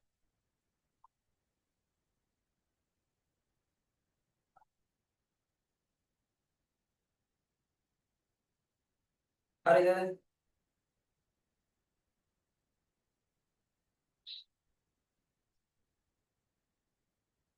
ඔයාලට මම මේ 7 pm to 9 pm 7 ඉඳලා 9 දක්වා තියෙන ටයිම් එක එක්ස්පෑන්ඩ් කරොත් ටිකක් එහාට ඇද්දොත් අවුල්ද? 8 ඉඳලා 10 වගේ සමහරක් අය මම දැක්ක ලොග් වෙනකොට පොඩි ප්‍රශ්න දාලා දෙනවා මට. 8 10 වගේ දැම්ම. ඔයාලා වෙන ක්ලාසස් එහෙම තියෙනවා නම් මොනවා හරි තියෙනවා මට ඉන්ෆෝම් කරන්න. මම ඇත්තටම ඉංග්‍රීසි මීඩියම් එක වෙනම වෙන් කරෙත් ඒකම නිසාමයි. ඔයාලා මොනවා හරි ප්‍රශ්න තියෙනවා නම් මාත් එක්ක කතා කරන්න. සහ කතා කරලා අපි මේක සෙටල් කරගෙන යමු. රයිට්. මේක දාගෙන ඉවරද? රයිට්. ඉවරද? මේකද වැඩි වෙලාවක් යන්නේ නැහැ. සංඛ්‍යාවක් ලියුවා පාදේ බරසාදක ස්ථානිය එච්චර. රයිට්. හරි. ඉවරයි. ඉවරයි නේද? එහෙනම් ඊළඟ මාතෘකාව ලියා ගන්න අපි. මෙච්චරයි මේක මම කතා කරන්නේ. ඊළඟ කොටසට යනකොට ඔයාලට තේරෙයි මොකක්ද මම කරේ කියලා. මේක නම් මම ඊට වැඩි පැහැදිලි කරන්නේ නැහැ. මේක නම් ඔයාලා දන්නවා ඒක මම කිව්වට right. ඊළඟ සංඛ්‍යා පද්ධතියට යමු අපි. ද්විමය සංඛ්‍යා පද්ධතිය දෙවෙනි කෙනා. දෙවෙනි කෙනා ද්විමය සංඛ්‍යා පද්ධතිය. ද්විමය සංඛ්‍යා පද්ධතිය. ද්විමය සංඛ්‍යා පද්ධතියක්. මේකට කියනවා බයිනරි නම්බර් සිස්ටම් එක කියලා. බයිනරි නම්බර් සිස්ටම් ද්විමය සංඛ්‍යා පද්ධතිය. හරිද? එතකොට ද්විමය සංඛ්‍යා පද්ධතිය ගත්තට පස්සේ ළමයි මේකත් ඔයාලා චුට්ටක් ගන්නවා කියවනේ. binary number systems. Binary number system. හරිද? binary number systems ගත්තට පස්සේ ළමයි ඇත්තටම මේක පාවිච්චි කරේ මේ පරිගණක ගත මේ සංඛ්‍යා පද්ධතිය ගොඩාක් වැදගත් සංඛ්‍යා පද්ධතියක්. දැන් මේ පරිගණක ගත දත්ත නිරූපණය කරන්න මේ සංඛ්‍යා පද්ධතිය අපි පාවිච්චි කරනවා. ඒ කියන්නේ ඔයාලා කම්පියුටර් එක ඇතුලේ A කියලා අකුරක් ලියුව කියලා හිතන්න. ඔයා කම්පියුටර් එක පාවිච්චි කරලා මොකක් හරි සින්දුවක් එහුව කියලා හිතන්න ඔඩියෝ එකක්. ඔය ඕනම දත්තයක් ඕනම ෆයිල් එකක් පරිගණකයට තේරෙන්නේ ළමයි. එක බිඳුව ඔන්න ඔය විදියට. ඒත් ඇත්තටම ඒ අකුරට නම් 65 එන්නේ. 65 කියන්නේ මේ ඇත්තටම ASCII කෝඩ් එක ගත්තොත් ඉස්තික ඔන්න ඔක තමයි ඒ අකුරට අදාළ රියල්ම කෝඩ් එක. බයිනරි කෝඩ් එක. ASCII වල. හරිද? එතකොට ඔඩියෝ එකක් ගත්තාම ඔඩියෝ එකට අදාළව දත්ත නිරූපණය කරන්නේ ඔන්න ඔහොම. මෙහෙම නිරූපණය කරන්න පාවිච්චි කරන්නේ. මේක තේරෙන්න දෙයක් නෑ. මොකද මේ දීමේ සංඛ්‍යා පද්ධතියකින් තමයි මම මේ දීමේ සංඛ්‍යාකයක් ලියුවේ. පරිගණකයට තේරෙන්නේ තමයි විදුලි සංඛ්‍යාංක විතරයි. දැන් ඔයාලට මට මොනවා හරි ඔයාලට පෙන්වන්න තිබුණා නම් දැන් මම මේ මෙතෙන්ට ඇවිල්ලා බල්බ් එක ස්විච් එකක් දානවා. ස්විච් එක ඔන් කරනවා. ඔන්න ඔන් කරා. බල්බ් එක ඔන් කරා. ඊට පස්සේ බල්බ් එක ඕෆ් කරා. විදුලිය තියෙන අවස්ථාවක් කීයද? එකක් විදුලිය තියෙනවා. අනිත් එක විදුලිය නැහැ. එහෙනම් තමයි මේ කම්පියුටර් එක අතට දැන් මෙයා කම්පියුටර් එකක් නේ. දැන් මේ කම්පියුටර් එක ඇතුලේ ඇත්තටම විද්‍යුත් සංඥා තියෙනවනේ. ඔය විද්‍යුත් සංඥා වැඩ කරන්නේ මෙන්න මේ විදිහට. එක්ක ඔන් වෙනවා ඕෆ් වෙනවා. ඔන් වෙනවා ඕෆ් වෙනවා. ඔන් වෙනවා ඕෆ් වෙනවා. ඕකට තමයි ඔයාලට කියන්නේ ඩිජිටල් සිග්නල් එකක් කියලා. ඒ කියන්නේ ඩිජිටල් සිග්නල් එකක් කියලා කියන්නේ ඔන්න ඔහොම සිග්නල් එකක් තමයි යන්නේ. එතකොට විද්‍යුත් සංඥාවක් තමයි මේ පරිගණක ඇතුලේ වැඩ කරන්නේ. හරිද? පරිගණක ඇතුලේ වැඩ කරන්නේ ඇත්තටම විද්‍යුත් සංඥාවක්. ඔය විද්‍යුත් සංඥාව නිරූපණය කරාට පස්සේ මේ විද්‍යුත් සංඥාව කියවන්න අපිට භාවිතා කරන්න පුළුවන් සංඛ්‍යා පද්ධතියක් තමයි දීර්ඝ සංඛ්‍යා පද්ධතිය කියලා කියන්නේ. හේතුව තමයි මම අහනවා ඔයා සතුටෙන්ද කියලා. ඔයාට සතුටින් නැත්තම් ඔයා මොකක්ද වෙන්නේ? අනේ සර් සතුටක් නැහැ දුකක් නැහැ මම මැද නැහැ. එක්ක ඔයා සතුටෙන් ඉන්නවා නැත්තම් ඔයා දුකින් ඉන්නවා. එක්ක ආලෝකය තියෙන්න ඕන. ආලෝකය නැති තැන අඳුර තියෙනවා. එක්ක ලෝකෙ හොඳ තියෙනවා. හොඳ නැති තැන නරක තියෙනවා. ඕක තමයි ද්විත්ව තර්කණය කියලා කියන්නේ. ඔන්න ඔය ද්විත්ව තර්කණයේ ගණන් හදන්න තමයි අපිට දීමේ කරගන්නේ. දීමයි. එක්ක එක නැත්තම් බිඳුව. ඔයාලා දැනගෙන ඉන්නේ නෑනේ. දැන් මෙහෙම හිතන්නකෝ. කෙනෙක් ඇත්තටම හොඳ පුද්ගලයෙකි කියලා කියලා. එහෙනම් එයා ගාව නැත්තේ මොකද්ද? නැත්තේ නරක. එයා හොඳයි කියන්නේ නරක නෑ කියන එක. කෙනෙක් සුදු පුද්ගලයෙක්. හැබැයි මේ ඔක හැමතැනම ගන්න එපා. තලෙලු කට්ටියක් ඉන්නවා. එයා සුදුයි සුදු කියන එක සාපේක්ෂයි. ඒක නිසා සුදු ගන්න එපා. අනේ එයා නම් හරි සුදුයි. මෙයා කළුයි නෑ. සුදුත් නැති කළුත් නැති කට්ටිය නම් ද්විත්ව තර්කණය කියලා කියන ළමයි බයිනරි කියලා කියන්නේ ද්විත්ව තර්කණය. පරිගණකයේ ඇතුලේ දත්ත නිරූපණය කරන්න ගන්නේ ද්විත්ව තර්කණය. හේතුව තමයි පරිගණකයේ ඇතුලේ එක්ක විදුලිය තියෙන්න ඕන නැත්නම් විදුලිය නැති වෙන්න ඕන. ඔන්න ඔය තර්කණය පාවිච්චි කරලා තමයි පරිගණකයේ දත්ත සම්ප්‍රේෂණය කරන්නේ. ඒක නිසා එහෙම දත්ත නිරූපණය කරන්න තමයි දීර්ඝ සංඛ්‍යා පද්ධතියක් මේ පරිගණක තාක්ෂණයේදී පාවිච්චි කරන්නේ. පැහැදිලිද? එතකොට පරිගණක ඇතුලේ දත්ත නිරූපණය කරන්න තමයි පාවිච්චි කරන්නේ. හැබැයි ඔයාලා මේක පාවිච්චි කරේ ගණන් හදන්න. මේ ගණන් හදලා අපි ඉස්සරහට මතක කැල්කියුලේෂන්ස් නැත්නම් මෙමරි කැල්කියුලේෂන්ස් කියන කොටසක් කරනවා කම්පියුටර් එක ඇතුලේ. මේක ඇතුලේ මෙමරි කැල්කියුලේෂන්ස් කරනවා. ඔයාලා කියනනේ ටෙරාබයිට්, ගිගාබයිට්, මෙගාබයිට්, කිලෝබයිට් විවිධ බයිට්ස් ගණන් වලින් කියනවනේ. අන්නේ මෙමරි කැල්කියුලේෂන්ස් හැදෙන්නේ මේ දීර්ඝ සංඛ්‍යා පද්ධතිය පාවිච්චි කරලා. ඒකයි අපිට මේ පාඩම ගොඩක් දුරට වැදගත් වෙන්නේ. OS පාඩමක් ඉගෙන ගත්තොත් ඒත් එහෙමයි. පරිගණක ඇතුලේ සියලුම ගණනය කිරීම සිද්ධ වෙන්නේ ද්විමේ සංඛ්‍යා පද්ධතිය මත පදනම් වෙලා. හැබැයි ෂඩ්දශමය සහ අෂ්ටමයක් පාවිච්චි කරනවා. right. එහෙනම් ඔයාලා දන්නවා ද්විමේ සංඛ්‍යා පද්ධතියේ තියෙන ප්‍රධාන වශයෙන් කොටස් දෙකයි. එක්ක එක නැත්නම් බිඳුව.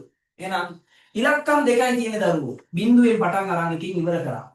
එක සහ බිඳුව විතරක් පාවිච්චි කරලා ලියන සංඛ්‍යා පද්ධතියක් නිසා අපි මෙයාට කිව්වා ද්විමේ සංඛ්‍යා පද්ධතිය කියලා. right. එහෙනම් ද්විමේ සංඛ්‍යාව කියලා කරමු. තාම ලෝඩ් වෙනවා. ආන්නේ නැහැ. ඒත් නැහැ. මට වගේ මෙයාට ට්‍රැක්ද නැහැ. යා ලෝඩ් වෙන්නේ නැහැ. ආ දැන්. right. right. දැන් බලන්න මෙහෙම සංඛ්‍යාවක් ලියන්න. ඔන්න මම මේක සංඛ්‍යාවක් ලියුවා. හරිද? මේක සංඛ්‍යාවක් මම ලියුවට පස්සේ දැන් මට කියන්න බලන්න. මෙයාගෙත් මම ලියනවා. මෙයා පාදය. මෙයා බේස් එක. මෙයා පාදය. හරිද? මෙයා ලියනවා මම ලියනවා. දෙකේ කීවෙනි බලයද දෙන්නේ? anyone else? පළවෙනි කවුරුද බලය. කියන්නේ? දෙකේ බිංදුව. බිඳුව. දෙකේ බිංදුව. එහෙනම් මෙතෙන්ට පළවෙනි බලය. මෙයා දෙකේ දෙවෙනි බලය. දෙවෙනි බලය. මෙයා දෙකේ තුන්වෙනි තුන්වෙනි බලය. බලය. මෙයා 4. මෙයා දෙකේ 5. මෙයා දෙකේ 6. මෙයා දෙකේ 7. මෙයා දෙකේ 8. එහෙනම් කියන්නකො බලන්න කට්ටිය. දෙකේ බිංදුවෙනි බලය කීයද? එකයි. ඕනම සංඛ්‍යාවක බිංදුවෙනි බලය කීයද? එකයි. එකයි. එකයි. දෙකේ පළවෙනි බලය දෙකයි. දෙකේ දෙවෙනි බලය 4යි. දෙකේ තුන්වෙනි බලය 6යි. 8යි. 8යි. දෙකේ හතරවෙනි බලය 16යි. 16යි. දෙකේ පස්වෙනි බලය 32යි. 32යි. දෙකේ හයවෙනි බලය 64යි. 64. දෙකේ හත්වෙනි බලය 128යි. 128යි. very good. දෙකේ අටවෙනි බලය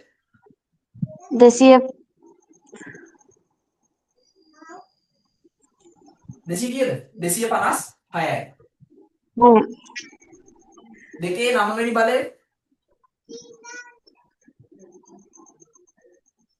දෙකේ නවවෙනි බලය quickly කියන්න.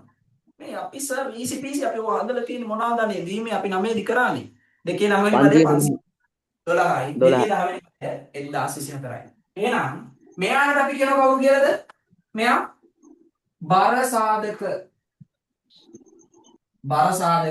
මෙයා ස්ථානීයගේ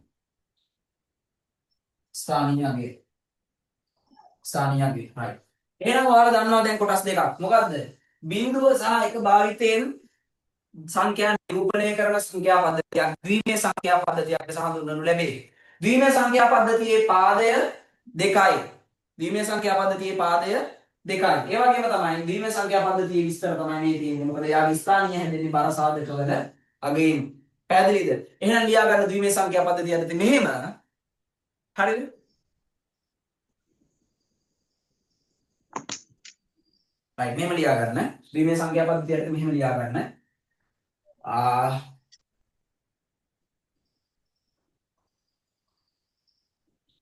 ද්විමේය සංඛ්‍යා පද්ධතිය යටතේ මෙහෙම ලියා ගන්න. right. බිංදුව සහ එක පමණක් භාවිතේ. බිංදුව සහ එක පමණක් භාවිතේ නැත්නම් එක සහ බිංදුව පමණක් භාවිතයෙන් එකයි බිංදුවයි පාවිච්චි කරලා එක සහ බිංදුව පමණක් භාවිතයෙන් එකයි බිංදුවයි පාවිච්චි කරලා එක සහ බිංදුව පමණක් භාවිතයෙන් සංඛ්‍යා නිරූපණය කරන එක සහ බිංදුව පමණක් භාවිතයෙන් සංඛ්‍යා නිරූපණය කරන එකයි බිංදුවයි පාවිච්චි කරලා එක සහ බිංදුව පමණක් භාවිතයෙන් සංඛ්‍යා නිරූපණය කරන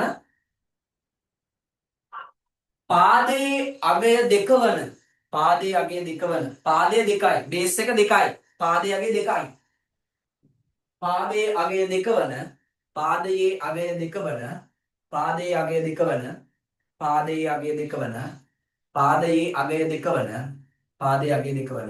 සංඛ්‍යා පද්ධතියක්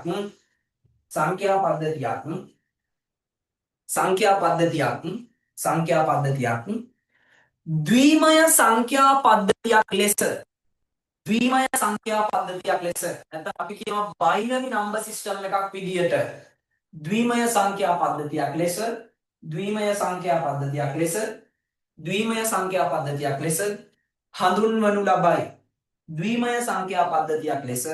හඳුන්වනු ලබයි.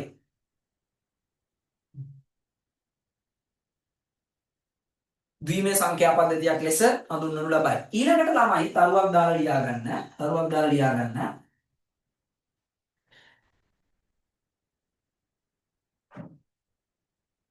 ඊළඟට ළමයි තරුවක් දාලා ලියා ගන්න. ද්විමය සංඛ්‍යා පද්ධතිය මගින් ද්විමය සංඛ්‍යා පද්ධතිය මගින් ද්විමය සංඛ්‍යා පද්ධතිය මගින්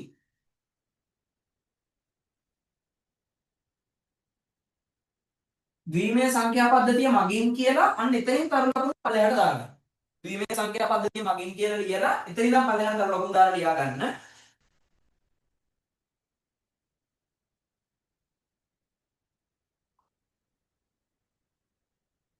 ද්විමය සංඛ්‍යා පද්ධතිය මගින් කියලා ලියලා එතනින් පළයට මෙහෙම කරු ලකුණු දාලා ලියා ගන්න. පළවෙනි කාරණාව විදියට ද්විත්ව තර්කණය නිරූපණය කළ හැක. ද්විත්ව තර්කණය කියන්නේ මොකද්ද කියලා අහුවොත් ආලෝකේ තියෙන්නේ ඇත්තටම තමයි ද්විත්ව තර්කණය. අපි ඒ වුණාට මැද දෙයක් හොයා ගන්නවා. දැන් ඔය මේ දේශපාලනය ගත්තාමත් එහෙමයි. ලෝකේ ළමයි දේශපාලනය ගත්තාම කොටස් දෙකක් තියෙනවා දේශපාලනයේ. එකක් මේ දේශපාලනයේ වාමාංශික දේශපාලනය කියලා එකක් තියෙනවා. දක්ෂිණාංශික දේශපාලනය කියලා එකක් තියෙනවා. ඔයාලා අහලා තියෙනවනේ ඉතිහාසෙට එහෙම දන්නවද දන්නේ නැහැ. ධනවාදය කියලා කොටසක් තියෙනවා. සමාජවාදය කියලා කොටසක් තියෙනවා.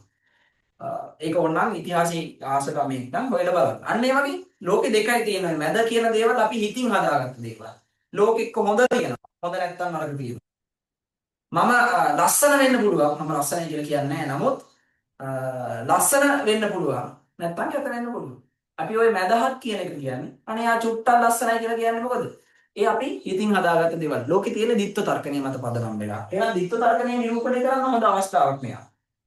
ditth තර්කණය නිරූපණය කරන්න. එහෙනම් මොකද? ditth තර්කණය නිරූපණය කිරීමේ හැකියාව පවතී. ඊළඟ තර ලකුණ දාලා ලියා ගන්න. පරිගණකය තුල දත්ත නිරූපණය කිරීමට භාවිතා කරයි. පරිගණකය තුල දත්ත නිරූපණය කිරීමට භාවිතා කරයි. පරිගණකය තුල දත්ත නිරූපණය කිරීමට භාවිතා කරයි. පරිගණකය තුල දත්ත නිරූපණය කරන්න පාවිච්චි කරනවා. පරිගණකය තුල දත්ත නිරූපණය කරන්න පාවිච්චි කරනවා. පරිගණකය තුල දත්ත නිරූපණය කිරීමට භාවිතා කරයි. ඊළඟ කරුණු දාලා ලියා ගන්න. ඒක ලියාගත්තද? අනිත් මේක වෙන්නේ නෑ. ඒක වෙන්නේ නෑ. ඒ වෙන්නේ නෑ නේද? පරිගණකය තුල දත්ත නිරූපණය කිරීමට භාවිතා කරයි. හරිද? හරි නේද? ඊළඟ කොටස විදිහට ලියා ගන්න. පරිගණක මතක නිරූපණය කිරීමට භාවිතා කරයි. පරිගණක මතකයේ නිරූපණය කිරීමට භාවිතා කරයි. මෙමරි කැල්කියුලේෂන්ස් වලට පාවිච්චි කරනවා. පරිගණකය ඇතුළේම තමයි මෙහත්. හැබැයි මතකයේ අපි වෙනම ගණන් හදන මේක නිසා මේකත් මතක තියාගන්න. හරිද? හරි. ඕක කොහොම තියාගෙන ඉන්න?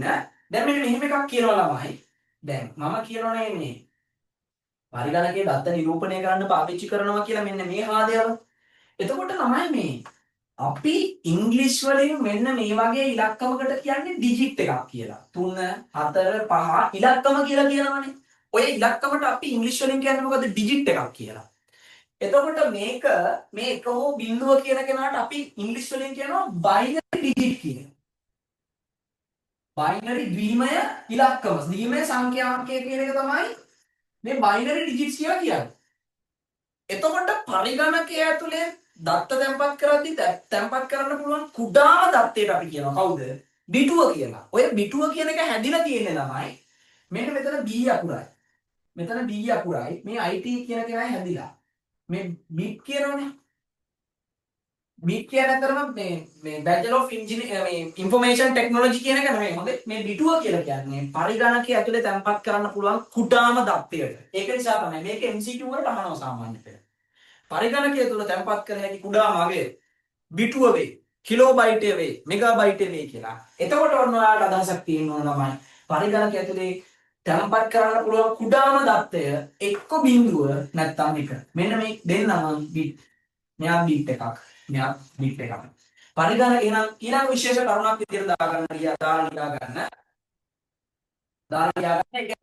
මේව කරගන්න. 1.0 එකට මෙහෙම මේව කරගන්න. මේව කරගෙන මේක ලියා ගන්න ඉස්සෙල්ලා.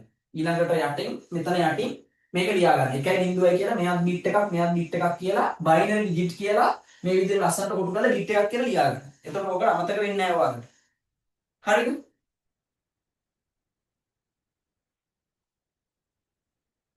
මේ මෙහෙම කොටු කරලා තියාගන්නකො.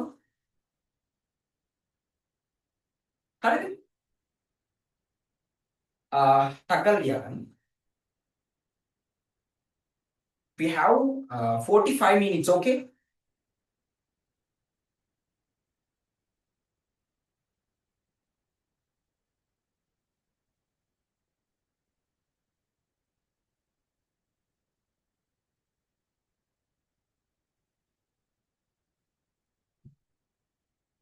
හරි. තියාගන්න.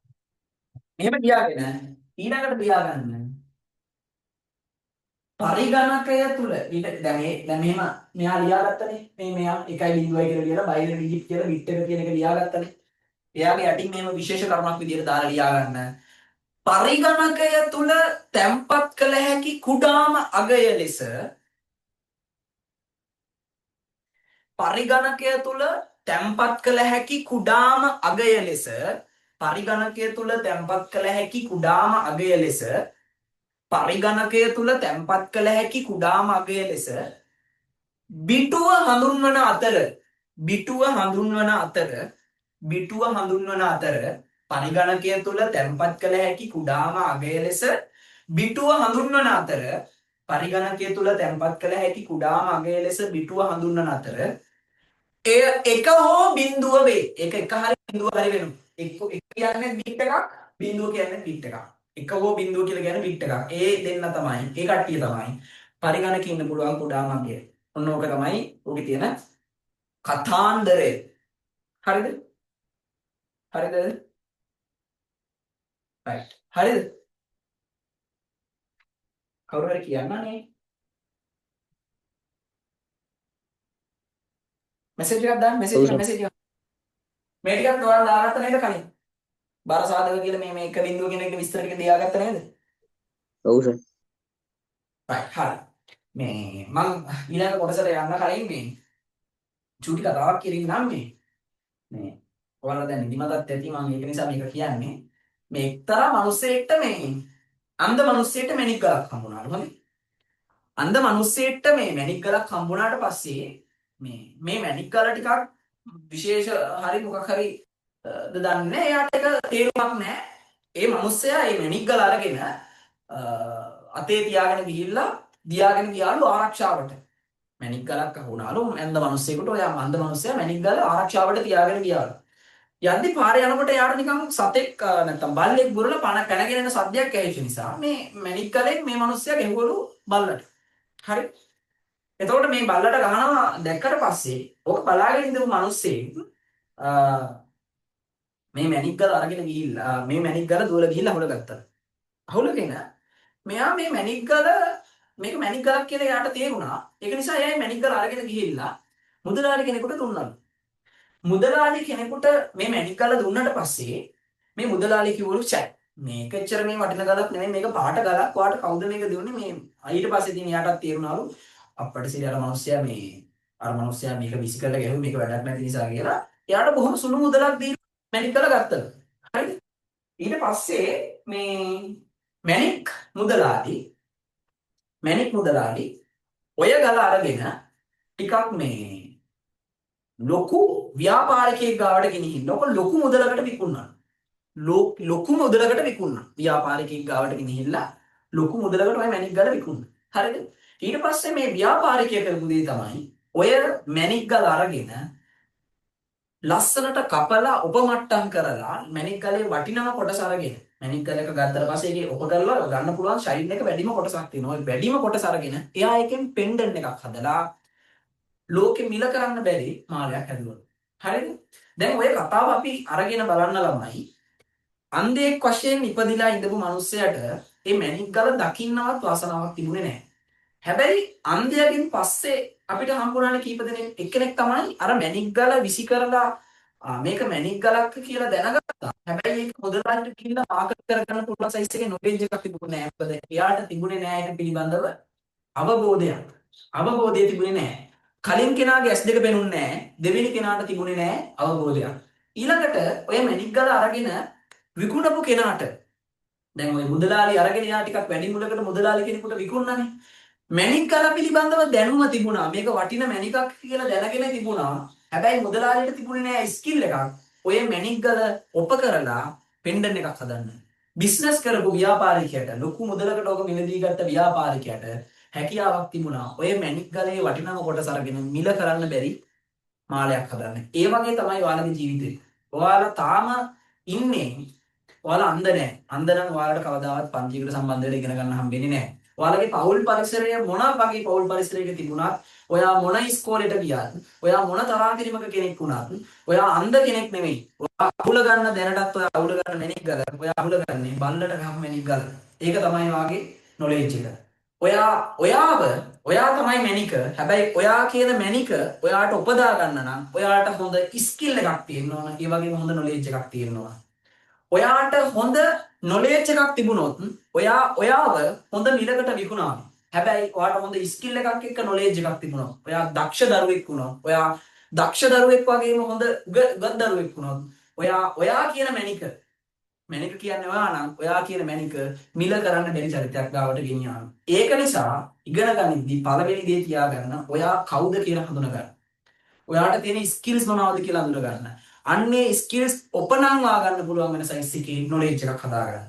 ඒක පිළිබඳව අවබෝධයක් නොතිබුණොත් පුතේ කවදාවත් ඔයා දකින බ්‍රයිට් ෆියුචර් එකට යන්න බෑ. ලංකාවේ ගොඩාක් ඉගෙන ගන්න ළමයි ඉන්නවා. අයි ඉගෙන ගන්න කියන එක දන්නේ නැහැ.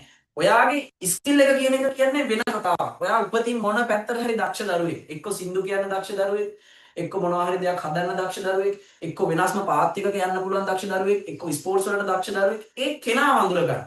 ඒ කෙනාව ඉස්සරහට අරගෙන යන්න ගෙනියන්න ඕන ඔයාගේ දැනුම නොලෙජ් එක. ඒ නොලෙජ් එක වෙනුවෙන් ඉගෙන ගන්න. එහෙම නැතුව කවුරුවත් කියනව වෙනුවෙන් යාළුවා මේ සබ්ජෙක්ට් එක කරන නිසා මේ විෂය කරන්න කියනවත් එහෙම කරන්න යන්න එපා. ඔයා කවුද කියලා ඉස්සෙල්ලා දැන් අඳුර ගන්න. 10 දී පටන් ගන්නකොට ඒක අනිවාර්යෙන් වැදගත්. මගේ වයසේ සමහරක් දරුවෝ මගේ ගාවට ඉන්න සමහරක් දරුවෝ ඉන්නවා 10 වසරේ මේ සැරේ සාමාන්‍ය පෙළ ලියනවා. එහෙම දරුවෝ ඔයාලටත් හම්බෙලා ඇති. ඒ කියන්නේ ඒ නැවිගේෂන් එක තියෙන්න ඕන. ඉගෙන ගනිද්දී ඔයා මැණිකක් කියන එක ප්‍රධාන කාරණා විදිහට දැනගන්න. හැබැයි ඔයා කියන මැණික මුදලාලි කෙනෙකුට ගිහිල්ලා විකුණනවද? ඔයා බිස්නස්කෙන් කෙනෙක් වෙලා ඔයා කියන මැණික ලොකු ගානකට මිල කරන්න බැරි මැණිකක් බවට පත් කරගන්නවද කියන එක ඔයාගේ තියෙන තීරණයක්. ඒක හොඳට මතක තියාගන්න. ඒක මම කිව්වේ අපි යන ගමන දැනගෙන යනවා කීමටත් කියන්නේ දැනගෙන ගියොත් හතරගම නොදැන ගියොත් අතරම. right. අපි ඊළඟ පදාවට යමු. right. ඊළඟ කාරණාව තමයි අපි කතා කරන්නේ අෂ්ටක සංඛ්‍යා පද්ධතිය. අපි කොට කියනවා octal number systems කියලා. අෂ්ටක සංඛ්‍යා පද්ධතිය. හරිද? අෂ්ටක සංඛ්‍යා පද්ධතිය.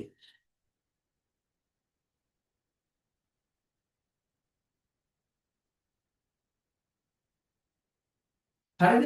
මේක අපි කියන octal number system එක කියලා.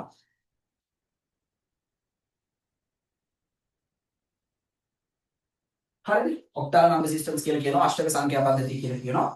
එතකොට මේ අෂ්ටක සංඛ්‍යා පද්ධතිය ගත්තට පස්සේ ළමයි octal number system එකේ දැන් දශමය සංඛ්‍යා පද්ධතියේ decimal number system එකේ දශමය සංඛ්‍යා පද්ධතියේ බිඳුවක් ඉඳලා 9 වෙනකම් ඉලක්කම් 10ක් තිබුණා.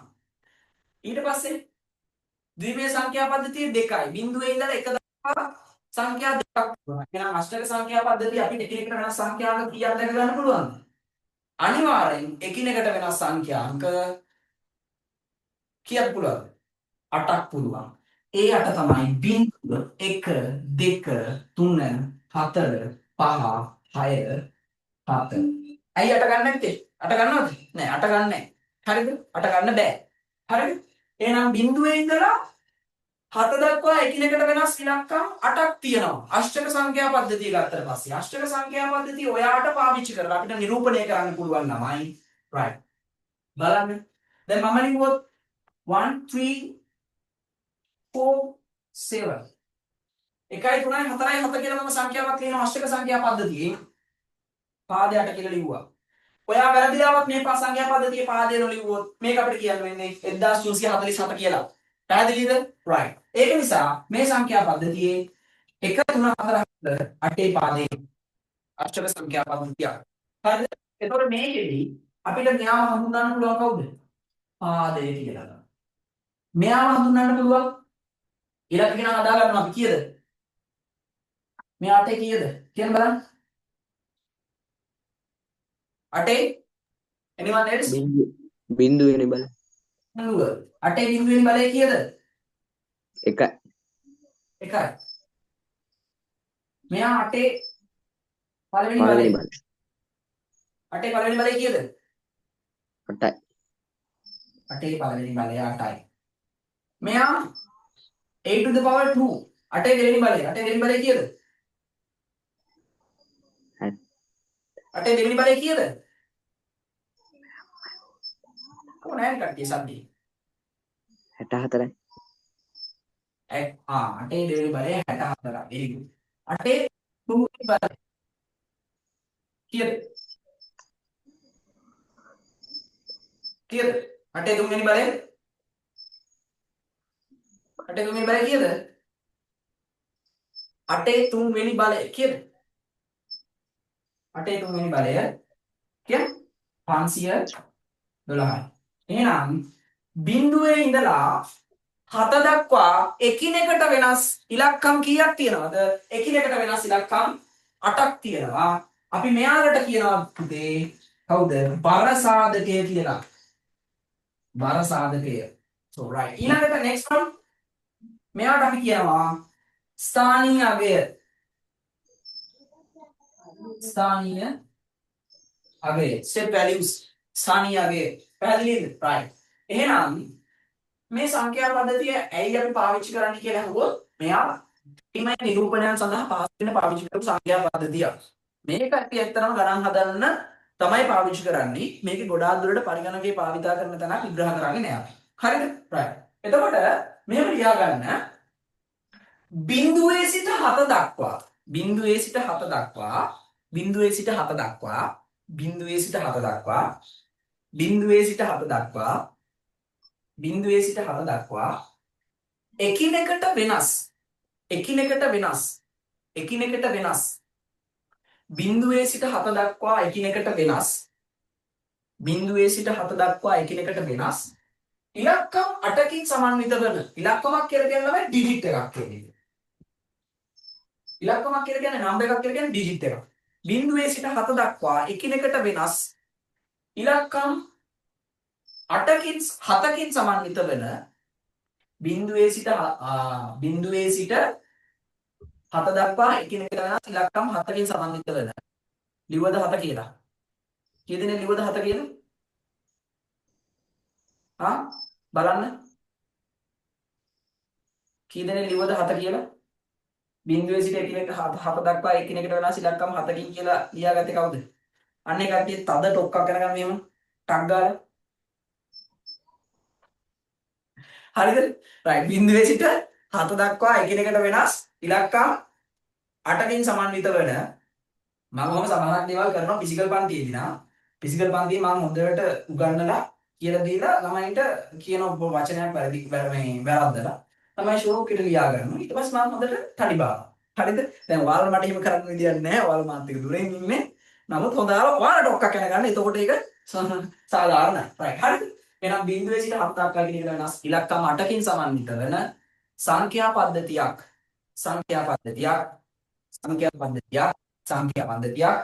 බිඳුවේ සිට 7 දක්වා එකිනෙකට වෙනස් ඉලක්කම් 7කින් සමන්විත වෙන 8කින් සමන්විත වෙන සංඛ්‍යා පද්ධතියක් අෂ්ටක සංඛ්‍යා පද්ධතියක් ලෙස හඳුන්වනු ලැබේ. අෂ්ටක සංඛ්‍යා පද්ධතියක් ලෙස හඳුන්වනු ලැබේ. අෂ්ටක සංඛ්‍යා පද්ධතියක් ලෙස හඳුන්වනු ලැබේ. හරිද ළමයි? right. එහෙනම් ඊළඟ ලියන දරුවකුණක් දාලා පාදය 8 ලෙස දක්වනු ලැබේ. පාදය 8 ලෙස දක්වනු ලැබේ. පාදය 8 ලෙස දක්වනු ලැබේ. පාදය 8 ලෙස දක්වනු ලැබේ. පාදය 8 ලෙස දක්වනු ලැබේ. හරිද? පාදය 8 ලෙස දක්වනු ලැබේ. right. එහෙනම් මෙලික දාන්න. ඊට පස්සේ මෙහා දාන්න. මෙම ඉලක්කම්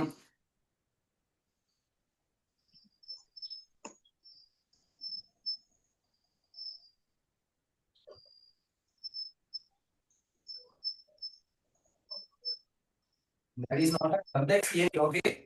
That is a very simple theory. I think you have not any complex theories in the ordinary level. Sometimes grade level students have complex Pascal programming. Programming language is the most important things in the ICT, but you can manage Okay, right. Right. හරිද? මේකේ කිසිම අමාරු තියරියක් සැර තියරියක් දැනවම කියලා දුන්නේ නැහැ. but memory calculations වලදී සමහරක් වෙලාවට පොඩ්ඩක් ඔයාලට අපහසුයි කියලා දැනෙවි. ඒක මම ඒක තේරෙන්න කියලා දෙන්න. හරි. මේක ලියාගත්තද? right. අෂ්ටක සංඛ්‍යා පද්ධතියේදී ඕහිට වැඩි දෙයක් කියලා දෙන්න නැහැ අතට. හරිද? අෂ්ටක සංඛ්‍යා පද්ධතිය ඉලක්කම් මට විතරයි කියලා දෙන්න තියෙන්නේ. සහ අෂ්ටක සංඛ්‍යා පද්ධතියේ අනුලක්ෂණ ටික ඔය විදිහට පැහැදිලි කරගත්තම හරි. right. ඊළඟ මාතෘකාවට යමු අපි එහෙනම්. ඊළඟ මාතෘකාවට යමු අපි එහෙනම්. හෙක්සාඩෙසිමල් ෂඩ්දශම සංඛ්‍යා පද්ධතිය කියන. මේක ටුට්ටක් ෂඩ්දශම සංඛ්‍යා පද්ධතිය. හරිද?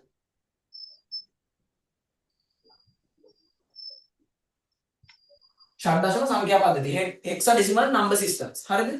මේකට අපි කියනවා හෙක්සාඩෙසිමල් number system.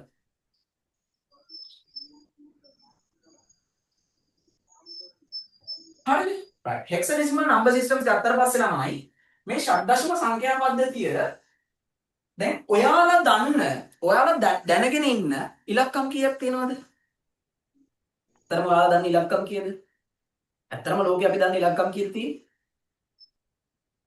How many digits are we know in the world? අපි කොච්චර ඉලක්කම් දන්නවද? අපි ඇත්තටම දන්නේ ළමයි ඉලක්කම් 10යි.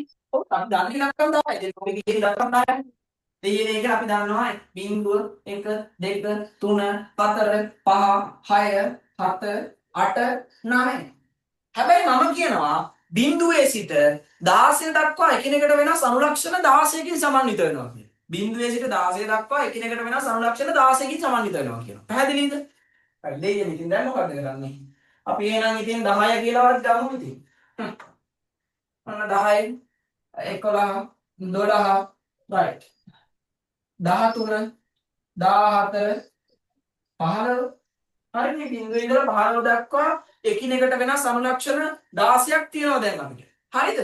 දැන් හරිද? නෑ. 10 අපිට ඩිජිට් එකක් විදියට ගන්න බෑ. හේතුව තමයි 10 කියලා කියන්නේ සංඛ්‍යාවක්. ඒක ඔයාලා දන්නවා. ඒක නිසා මෙයා අනුලක්ෂණයක් විදියට කැරක්ටර් එකක් විදියට ලෝකේ කොහෙමදවත් හඳුන්වන්න බෑ. මොකද 10 කියන්නේ 1යි 0යි කියන දෙන්නම එක ළඟ ඉන්නවා.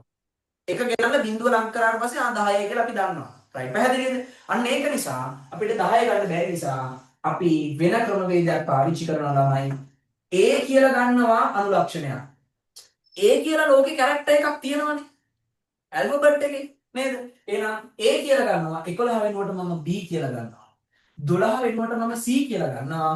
13 වෙනුවට මම D කියලා ගන්නවා. 14 වෙනුවට මම E කියලා ගන්නවා. 15 වෙනුවට මම F කියලා ගන්නවා. බිංදුවේ සිට F දක්වා. දැන් හරිනේ. දැන් ප්‍රශ්නයක් නැහැනේ. එහෙනම් මම කියනවා බිංදුවේ සිට F දක්වා. හරිද? ඔන්න එහෙනම් බිංදුවේ සිට F දක්වා. ඔන්න බිංදුවේ සිට F දක්වා එකිනෙකට වෙනස් අනුලක්ෂණ 16ක් තියෙනවා ළමයි මේ. බිංදුව 1 2 3 4 5 6 7 8 9 A B C D E බිංදුවේ සිට F දක්වා එකිනෙකට වෙනස් අනුලක්ෂණ 16කින් සමන්විත වෙන අපි ලියනවා සංඛ්‍යාවක් A341 කියලා. බිංදුවේ සිට F දක්වා එකිනෙකට වෙනස් අනුලක්ෂණ 16කින් සමන්විත වන පාදය 16ක්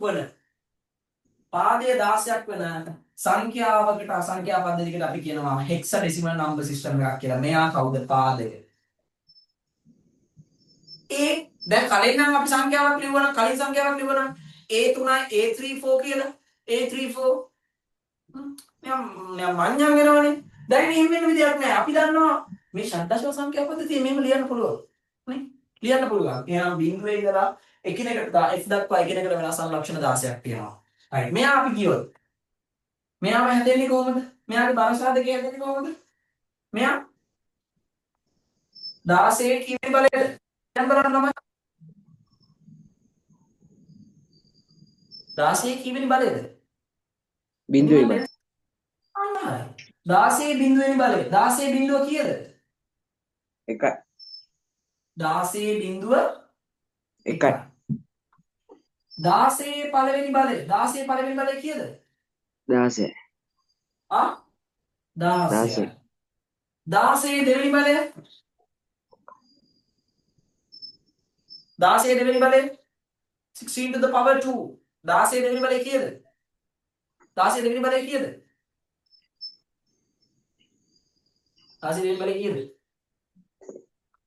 අයියෝ 16 දෙවෙනි බලය දන්නේ නැද්ද 256යි 256යි එහෙනම් 16 තුන්වෙනි බලය කීයද ඕක හැදෙන්නේ ළමයි මෙහෙම 256 16 වැඩි කරන්න 16 16 වැඩි කරා 256යි 256 ආයි 16 වැඩි කරා 256 ආයි 16 වැඩි කරාම කීයද 4096 ගණන් නම් හොඳට ආවොත් හොඳයි 4096 හරි හරි ඉතින් මම මේ ගණන් හදපු නිසානේ කියලා ඒවල එහෙම කියන්නේ නැත්නම් මම මේ ගණන් හදලා තමයි මුදුනේ රයිට් එහෙනම් මෙයාට අපි කියනවා කවුරු කියලාද මෙයාට අපි කියනවා බර සාධක දැන් මම දන්නවා මෙයා අයියෝ හරි පොඩයි නේ මෙයාට අපි කියනවා ස්ථානීය අගය පැහැදිලිද එහෙනම් බිඳුවේ සිට F දක්වා එකිනෙකට වෙනස් අනුලක්ෂණ 16කින් සමන්විත වන පාදයේ අගය 16 ලෙස ලියා දක්වනු ලබන සංඛ්‍යා පද්ධතිය ෂඩ්දශම සංඛ්‍යා පද්ධතියක් ලෙස හඳුන්වනු ලැබේ. ඇයි අපි ෂඩ්දශම සංඛ්‍යා පද්ධතිය භාවිත කරන්නේ? මොකක්ද හේතුව? ඒකට පුළුවන් ප්‍රශ්නයක් ඇයි අපි ෂඩ්දශම සංඛ්‍යා පද්ධතිය භාවිත කරන්නේ කියලා. එකක් තමයි ළමයි කලර් කෝඩ්ස් නිරූපණය කරන්න පුළුවන්. වර්ණකේත කලර් කෝඩ්ස් පාවිච්චි කරලා දැන් ඔයාලා මම ඔන්න ස්ක්‍රීන් එක පොඩ්ඩක් ඔයාලට ෂෙයා කරන්නම්. ස්ක්‍රීන් එක ෂෙයා කරන්න බෑ වගේ ළමයි පොඩ්ඩක්. මේ පුළුවන්.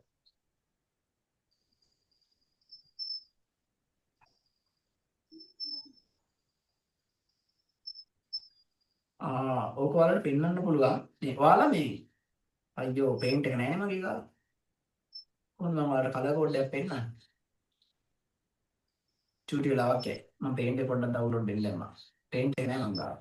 ඔයාලා පේන්ට් එකේ දැකලා තියෙද මේ RGB කියලා වැලියුස් තුනක් තියෙනවා. චූටි වෙලාවක් දෙන්න මම ඒක මේ ඩවුන්ලෝඩ් වෙච්ච එකම පෙන්නන්න. හරිද? right. ඔය පේන්ට් එකේ තියෙන වැලියුස් තුන ඇත්තට ගත්තට පස්සේ ශබ්දශමාංකණය තියෙන්නේ. ඒ වගේම මම ඔයාලට තව උදාහරණයක් කියන්නම්. ඔයාලා අහලා තියෙනවද දන්නේ IP addresses කියලා. IP addresses කියන කතාව කවුරු හරි අහලා තියෙද? IP address එකක් කියන කතාව. IP ලිපිනයක් කියන එක අහලා තියෙද කවුරු හරි? නෑ. හරි. MAC address කියලා ආත් කතාවක්. හරි ඒකත් ඕනේ. අනහයි. පේන්ට් එක ඕපන් වුණා. පොඩ්ඩක් ඉන්න. මේ බලන්න ඔයාලා මේ චූටි කාලේ මේ පේන්ට් කරද්දී ඔයාලා මේක පාවිච්චි කරලා තියෙනවා. මෙන්න මෙතෙන්දී මම හිතනවා පේනවාද කියලා. පේනව නේද? පේන්නේ නැත්තම් කියන්න. පේන්ට් එක පේන්නේ නැද්ද? පේනවද? කරුණානේ බබෙක් කියන්නේ? ඔව් සර්. පේනවද මේ පේන්ට් ඇප් එක? ඔව් සර්. හරි. ඔයාලා මෙන්න මෙතන කලර්ස් වලට ගියාට පස්සේ බලන්න පුතේ. දැන් ඔයාලා මෙන්න මෙහෙම කලර්ස් චේන්ජ් කරනෝනේ. තේරුණාද? මෙහෙම කලර්ස් චේන්ජ් කරද්දී ඔයාලට පුළුවන් වුණා මෙන්න මෙතන වැලියු එකක් දීලා ඔක කරන්න. දැන් මම මෙතන මෙන්න මෙහෙම දෙනවා. FF 00 FF 00 කියලා. බලන්න එතකොට මෙන්න පාටක් හැදුණානේ. මෙන්න පාටක් හැදුණා. කලර් කෝඩ් එකක් තමයි මම මේ දුන්නේ. මේ දීලා තියෙන කලර් කෝඩ් එකක්. මෙන්න පාටක් හැදුණා මේ අපි හදාගත්ත කලර් කෝඩ් එකේ කලර් එක. එහෙනම් මෙන්න මේ FF වලින් අපි ඇත්තටම මේ කරලා තියෙන්නේ ෂඩ්දශමාංකනේ. මේ ෂඩ්දශමාංකනේ තිබිච්ච මේ F එක තමයි මේ පාවිච්චි කරලා තියෙන්නේ. තේරුණාද? එහෙනම් ඔන්න ඔය වර්ණකේත නිර්මාණය කරන්න RGB වර්ණකේත නිර්මාණය කරන්න අපි ඔය කලර් කෝඩ් එක පාවිච්චි කරනවා. sorry මේ ෂඩ්දශම සංඛ්‍යාංකය පාවිච්චි කරනවා. පැහැදිලිද? ඔය කලර් කෝඩ්ස් හදන්න මෙන්න මෙයා පාවිච්චි කරනවා. මෙයාලා. පැහැදිලිද? right. අන්න ඒ නිසා ෂඩ්දශම සංඛ්‍යා පද්ධතිය වර්ණකේත නිර්මාණයට පාවිච්චි කරනවා. තව එකක් තමයි ඔයාලට බලන්න පුළුවන් ඔයාලගේ කම්පියුටර් එකේ identity number එක වගේ එකක් තියෙනවා physical identity address එක. අපි ඒකට කියනවා MAC address එක කියලා. ඔය MAC ලිපිනය ලියන්නේ ෂඩ්දශම සංඛ්‍යා පද්ධතිය පාවිච්චි කරලා. ඒක නිසා තමයි අපි ෂඩ්දශම සංඛ්‍යා පද්ධතිය ගොඩක් දුරට පාවිච්චි කරන්නේ, භාවිතා කරන්නේ. ඉගෙන ගන්න ඕන ඔන්න ඔය ප්‍රශ්න නිසා. පැහැදිලිද? right. එහෙනම් ලියා ගන්න මෙහෙම ෂඩ්දශම සංඛ්‍යා පද්ධතියත් ලියා ගන්න මෙහෙම. ෂඩ්දශම සංඛ්‍යා පද්ධතියත් ලියා ගන්න මෙහෙම. ෂඩ්දශම සංඛ්‍යා පද්ධතිය යටතේ ලියා ගන්න මෙහෙම. ෂඩ්දශම සංඛ්‍යා පද්ධතියත් ලියා ගන්න මෙහෙම. බිඳුවේ සිට f දක්වා බිඳුවේ සිට f දක්වා බිඳුවේ සිට f දක්වා බිඳුවේ සිට f දක්වා බිඳුවේ සිට f දක්වා බිඳුවේ සිට f දක්වා බිඳුවේ සිට f දක්වා බිඳුවේ සිට f දක්වා එකිනෙකට වෙනස් අනුලක්ෂණ 16කින් සමන්විත වන බිඳුවේ සිට f දක්වා එකිනෙකට වෙනස් අනුලක්ෂණ 16කින් සමන්විත වන බිඳුවේ සිට f දක්වා එකිනෙකට වෙනස් අනුලක්ෂණ 16කින් සමන්විත වන බිඳුවේ සිට f දක්වා එකිනෙකට වෙනස් අනුලක්ෂණ 16කින් සමන්විත වන එකිනෙකට වෙනස් අනුලක්ෂණ 16කින් සමන්විත වන පාදය 16 ලෙස ලියා දක්වන පාදය 16 ලෙස ලියා දක්වන බිඳුවේ ඉඳලා f දක්වා එකිනෙකට වෙනස් අනුලක්ෂණ 16ක් අපි ගාව තියෙනවා පාදය 16 ලෙස ලියා දක්වන සංඛ්‍යා පද්ධතියක් ෂඩ්දශම බිඳුවේ සිට f දක්වා එකිනෙකට වෙනස් අනුලක්ෂණ 16කින් සමන්විත වන පාදය 16 ලෙස ලියා දක්වනු ලබන සංඛ්‍යා පද්ධතියක් ෂඩ්දශම සංඛ්‍යා පද්ධතියක් ලෙස හඳුන්වනු ලැබේ. ෂඩ්දශම සංඛ්‍යා පද්ධතියක් ලෙස හඳුන්වනු ලැබේ. hexadecimal number system එකක් කියලා කියනවා අපි. hexadecimal number system එකක් කියලා කියනවා. පැහැදිලිද? hexadecimal number system එකක් කියලා කියනවා. පැහැදිලිද? right. හරිද? right. හරි.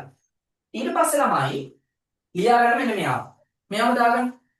A341 16 base 16 පාදයෙන් 16 2 16 තුන පාරසාධක සහ මෙන්න මේ අගයන් ටික ලියා ගන්න. මෙයා ලියා ගන්න. right.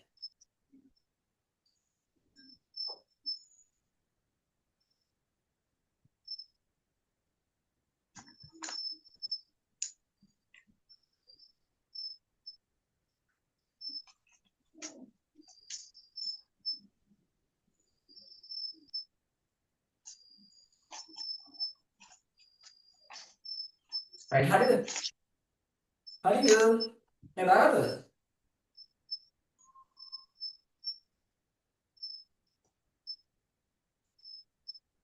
right. හරිද? මැසේජ් එකක් දාන්න බලන්න. කට්ටිය අනේ සද්දයක් නැහැ.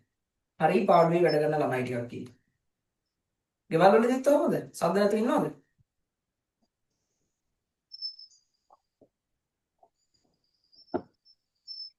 right.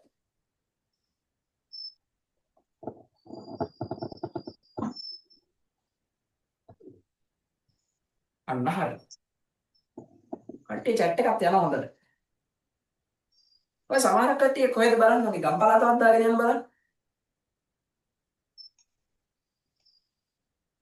මම අපේ ගම්පලාත මෙහෙමයි කියලා නැත්නම් පළවෙනි දවසේ මම ඔයාලා කොහෙද කියලාවත් දන්නේ නැහැ.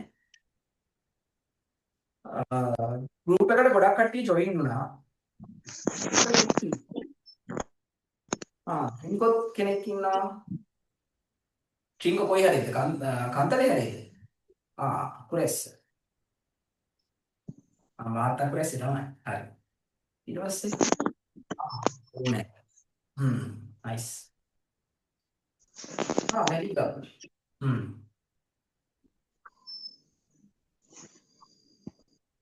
තව අනිත් කට්ටිය දාන්න මැසේජ් එකක්. මාත් ඇතර මාදර කුරෙස්සේ මම කතා කරන විදිහ පොඩි කන්තලේ අග්බෝ පුරා හරියද? පුනේ කැන්ඩි. nice. දැන් ඔයාලට මම කවුද කියලා කිව්වේ නෑ තාමනේ. මේ රැවුල වුණාට මට එච්චර වයස නෑ හොඳේ. වයස නෑ. right. මම ඇත්තටම තමයි කොළඹ යුනිවර්සිටි එකේ 3rd year ඉන්නේ. හරිද? ඒ අතර තමයි මේකත් කරන්නේ. මගේ social media වල profile එක බලන්න පුළුවන් ගිහිල්ලා.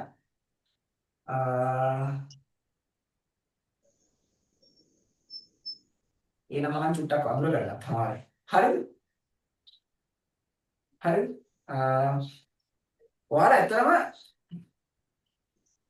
ඔයාලා ඇත්තටම ලකී මොකද ICT වලින් ICT උගන්වනවා කියලා දැන් මේ සර් ICT වලින් ICT උගන්වනවා කියලා මොන මගුලක්ද මොන බොරුවක්ද කියහෙවි කියලා කෙනෙකුට ප්‍රශ්නයක් එන්න පුළුවන්. හරිද? හැබැයි මේ ඔයාලට ඇත්තටම අපි ICT වලින් ICT ඉගෙන ගන්නවා කියලා කියන්නේ මම දන්න විතරමින් ලංකාවේ කොහොමවත් ICT පන්තියක ළමයෙකුට LMS එකක් මේන්ටේන් කරලා LMS එකකින් ඉගෙන ගන්න සිස්ටම් එකක් හදලා නැහැ. හරිද? ඒක නිසා දැන් මම ඔයාලට දෙන ඊළඟ ටාගට් එක තමයි ඔයාලගේ LMS එක මේන්ටේන් කරන්න ඕන ඔයාලා රෙජිස්ටර් කරනවා සිස්ටම් එකේ. හරිද? එතකොට සිස්ටම් එක මොකද්ද කියලා දැකලා නැත්නම් මම පෙන්නන්නම් සිස්ටම් එක මොකද්ද කියලා ඔයාලට මොනවද කරන්න තියෙන්නේ කියලා මම පෙන්නන්නම්. පෙන්නලා මේ කොටස ඉවර කරන්න. හරිද? නැත්නම් ඔයාලා හිතයි අනේ සර් බයිලා ගැහුවා නේද මේ ඇඩ් එකකුත් දාලා මොන බොරුවක්ද කරන්නේ කියලා ප්‍රශ්නයක් එන්න පුළුවන් කෙනෙකුට. සාධාරණයිනේ. හැබැයි ඇත්තටම මම ඔයාලට සිස්ටම් එකක් හදලා තියෙනවා. ඒ සිස්ටම් එක තමයි ටක් ඉන්න. ඔයාලා මගේ වෙබ්සයිට් එකට ගියත් දන්නේ නැහැ. නැත්නම් සමහරක් කෙනෙක් ගිහිල්ලා බලන්නේ නැති. හැබැයි මේ වෙබ්සයිට් එක සිස්ටම් එකක් නෙමෙයි. හොඳේ. සිස්ටම් එක කියලා කියන්නේ වෙන කෙනෙක්. ඒ සිස්ටම් එක තමයි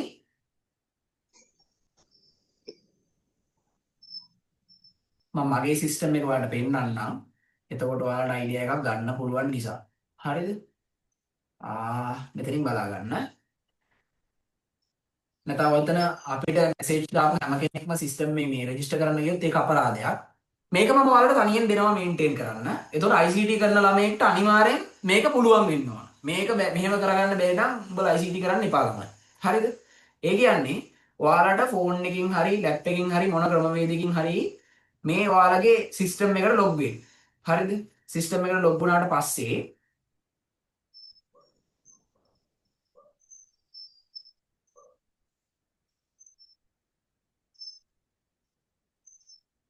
right ඉන්න මම පෙන්නන්න. right හරි. ඔයාලට පේනවද? කවුරු හරි කියන පේනවනම් පේනවා කියලා. නැත්තම් මේ මම බොරු කිව්වා කියලා කියාවේ. තාම මම ඔයාලව රෙජිස්ටර් කරේ නැහැ. ඒක නිසා ස්ටුඩන්ට්ස්ලා කවුරුවත් පෙන්නන්නේ නැහැ. හරිද? මගේ ෆිසිකල් ළමයි සහ ඔයාලා හැමෝම මම මේ සිස්ටම් එකේ රෙජිස්ටර් කරනවා. එතකොට පළවෙනි කාරණාව තමයි මම හැමදාම Zoom එක group එකට දාන්නේ නැත. group එකට මම link එකක් දාන්නේ නැහැ ඔයාලට. හරිද? දැන් මේ අද සුපුරුදු දවස නිසා පටන් ගන්න දවස නිසා තමයි මම ඕක ඔයාලට group එකට දැම්මේ. හරිද?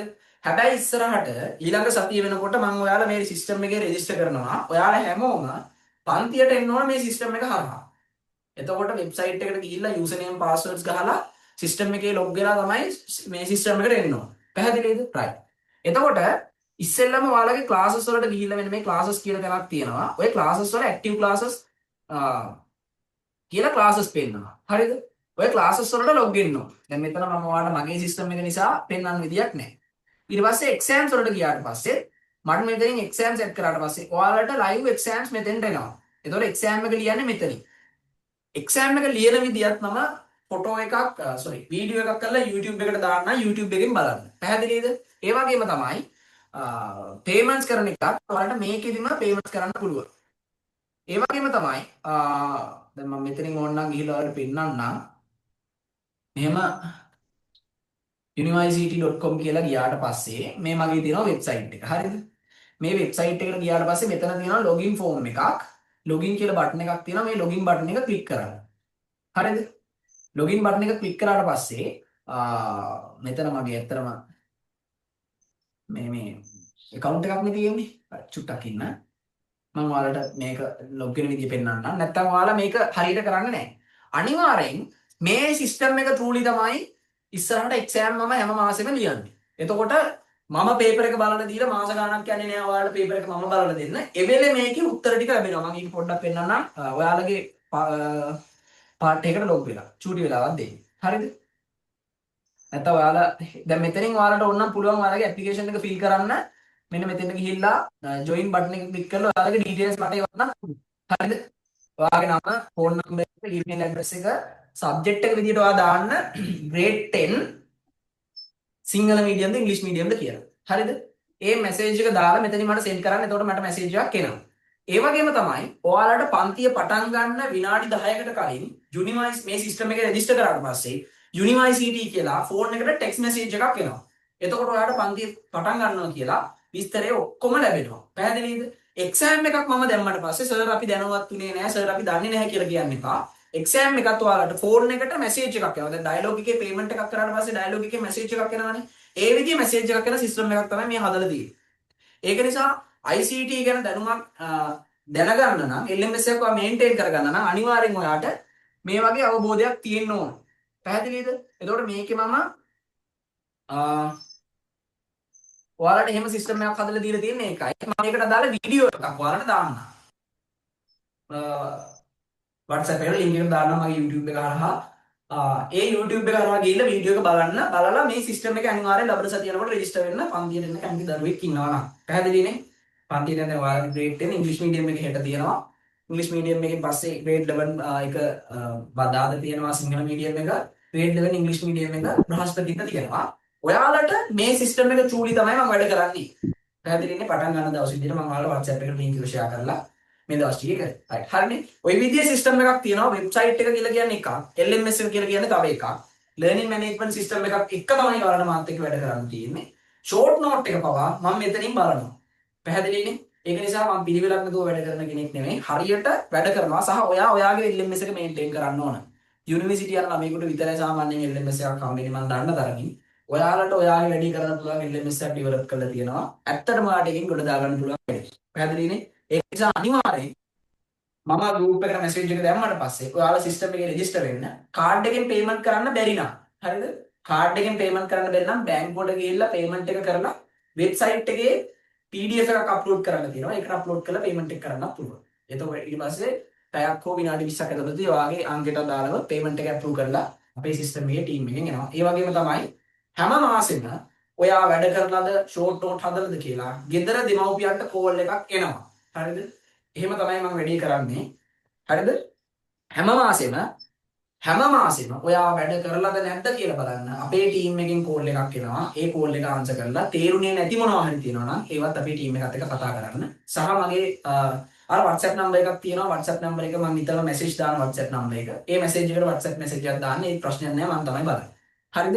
right. ඒකත් මතක තියාගන්න මම ඒ ටික කිව්වේ නෑ වැඩි විස්තරයක් නැතුව මේ පාඩමේ මේ කොටස මට ඉවර කරන්න ඕන නිසා. right. ඊළඟට මෙයා වැඩ තියාගන්න. සංඛ්‍යා පද්ධතිය ෂඩ්දශම සංඛ්‍යා පද්ධතිය ෂඩ්දශම සංඛ්‍යා පද්ධතිය ෂඩ්දශම සංඛ්‍යා පද්ධතිය ෂඩ්දශම සංඛ්‍යා පද්ධතිය ෂඩ්දශම සංඛ්‍යා පද්ධතිය ෂඩ්දශම සංඛ්‍යා පද්ධතිය ලියාගන්න. මේක ලියාගත්ත නේද ළමයි ඔයාලා? මේක ලියාගත්ත නේද? ඔව් සර්. right. ෂඩ්දශම සංඛ්‍යා පද්ධතිය ෂඩ්දශම සංඛ්‍යා පද්ධතිය පරිගණකයේ විවිධ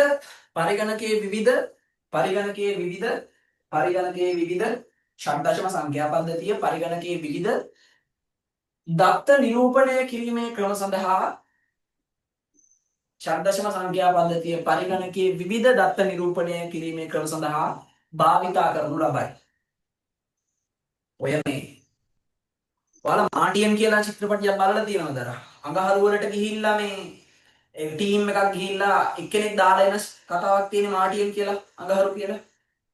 ඒකේ ඔය පාත් ෆයින්ඩර් කියලා මේ මොකද කියන්නේ? පාත් ෆයින්ඩර් කියලා මේ සැටලයිට් කමියුනිකේෂන් එකකට ඔය මේ හෙක්සාඩෙසිමල් ගැන පොඩි කොටසක් යනවා. ඡන්දශමී සංඛ්‍යා පද්ධතිය පිළිබඳව ඕනනම් පොඩ්ඩක් බලන්න ඒක.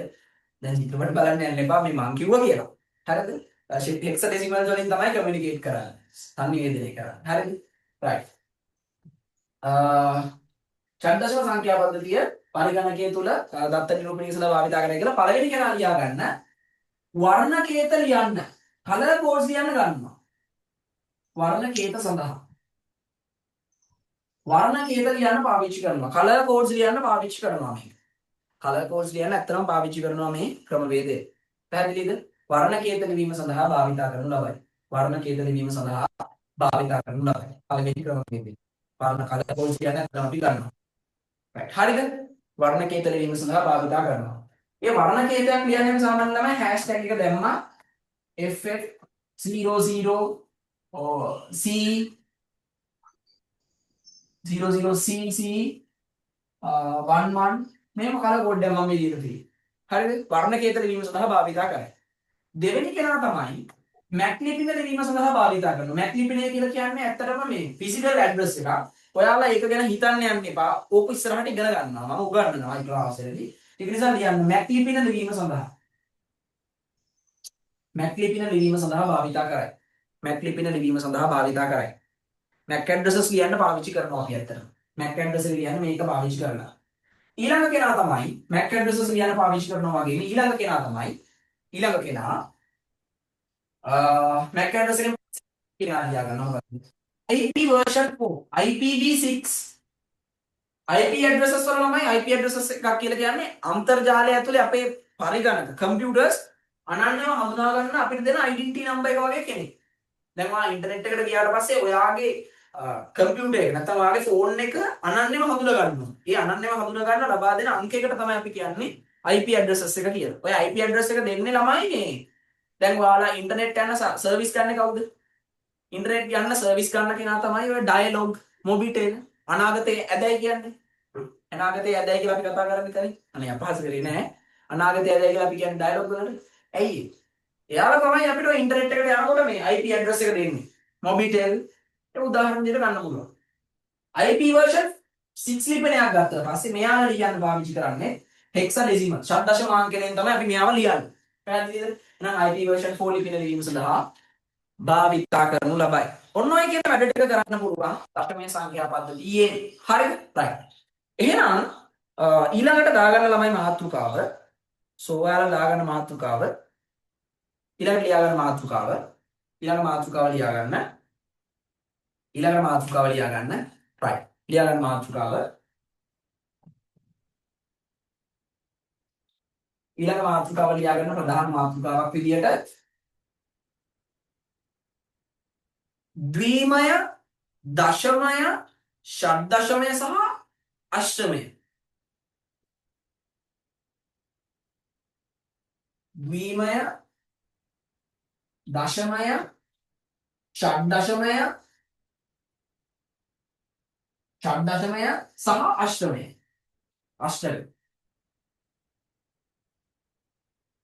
සංඛ්‍යා පද්ධති අතර ඇති ද්විමය, දශමය, ෂඩ්දශමය සහ අෂ්ටක සංඛ්‍යා පද්ධති අතර ඇති අන්තර් සම්බන්ධතාවය. ද්විමය, දශමය, ෂඩ්දශමය සහ අෂ්ටක යන සංඛ්‍යා පද්ධති අතර ඇති අන්තර් සම්බන්ධතාවය. හරිද? මේක දාගන්න මාතෘකාවක් විදියට අපි දැන් කතා කරා සංඛ්‍යා පද්ධතියක් කියලා කියන්නේ මොකද්ද ළමයි? කවුරු chat එකට දාන්න තමන්ට තේරිච්ච විදියට සංඛ්‍යා පද්ධතියක් කියලා කියන්නේ මොකද්ද? මොකද්ද සංඛ්‍යා පද්ධතියක් කියන්නේ? කියන්න බලන්න. මොකද්ද සංඛ්‍යා පද්ධතියක් කියන්නේ?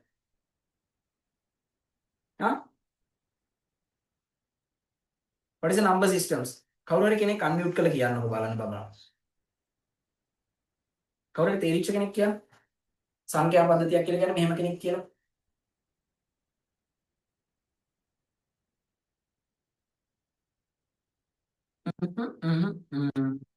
කියන්න බලන්න.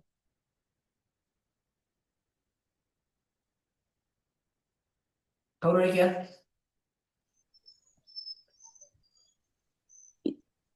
එකමක් හදන්න හරි නැත්තම් ගානක් හදන්න හරි භාවිතා කරන ක්‍රමවේද. සංඛ්‍යා පද්ධතියක් නැතුව අපිට සංඛ්‍යා ලියන්න බෑ. එහෙනම් සංඛ්‍යාවක් නිරූපණය කරන්න පාවිච්චි කරන ක්‍රමවේදයකට අපි කියනවා කවුරු කියලාද? සංඛ්‍යා පද්ධතියක් කියලා කියනවා. පැහැදිලිද? right. සංඛ්‍යා පද්ධති අපි කෙනෙකුට වශයෙන් කීයක් ගැන හඳුනාගත්තද? සංඛ්‍යා පද්ධති 4ක් අපි ඉගෙන ගත්තා. මොනවාද? දශමය, ද්විමය, අෂ්ටක සහ ෂඩ්දශමය. දශමය සංඛ්‍යා පද්ධතිය අපි දන්නවා ඉලක්කම් 10ක් තිබුණා. පාදය 10යි. අපි පාදය ලියලා ලියන්න යන්නේ නැහැ. මොකද අපි ඒක දන්න පාදයක් නිසා. ඊට පස්සේ ද්විමය සංඛ්‍යා පද්ධතිය ගත්තට පස්සේ ද්විමය සංඛ්‍යා පද්ධතියේ පාදය 2යි. එකිනෙකට වෙනස් ලක්ෂණ 2යි. පරිගණකයේ තුල දත්ත නිරූපණය කරන්න පාවිච්චි කරනවා. පරිගණක මතක ගන්නය කරන්න පාවිච්චි කරනවා. ඊළඟ සංඛ්‍යා පද්ධතිය අෂ්ටක සංඛ්‍යා පද්ධතිය බිඳුවේ ඉඳලා ඉලක්කම් 7 දක්වා තියෙනවා. එකිනෙකට වෙනස් ඉලක්කම් 8යි. පාදය 8යි. ෂඩ්දශම සංඛ්‍යා පද්ධතියේදී එකිනෙකට වෙනස් සමලක්ෂණ 16යි. ඔය 16 ඇතුළතදී බිඳුවේ ඉඳලා 9 දක්වා ඉලක්කම් 10කුත් A සිට F දක්වා ඉලක්කම් කීයක්ද? A සිට F දක්වා ඉංග්‍රීසි අක්ෂර 6කුත් පාවිච්චි කරනවා. ඔය සංඛ්‍යා පද්ධතියට අපි කියනවා කවුරු කියලාද? ෂඩ්දශම සංඛ්‍යා පද්ධතිය කියලා. එහෙනම් අපි සංඛ්‍යා පද්ධති 4ක් ඉගෙන ගත්තා. සංඛ්‍යා පද්ධති 4යි.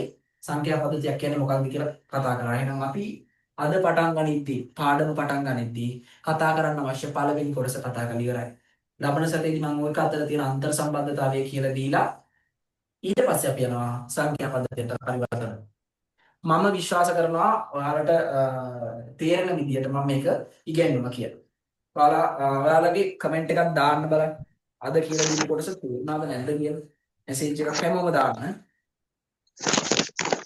මම මේ කියලා දුන්නේ මෙහෙමයි. මේ කොටසෙන් පස්සේ සංඛ්‍යා පද්ධතිය අතර පරිවර්තන කියලා දෙනවා.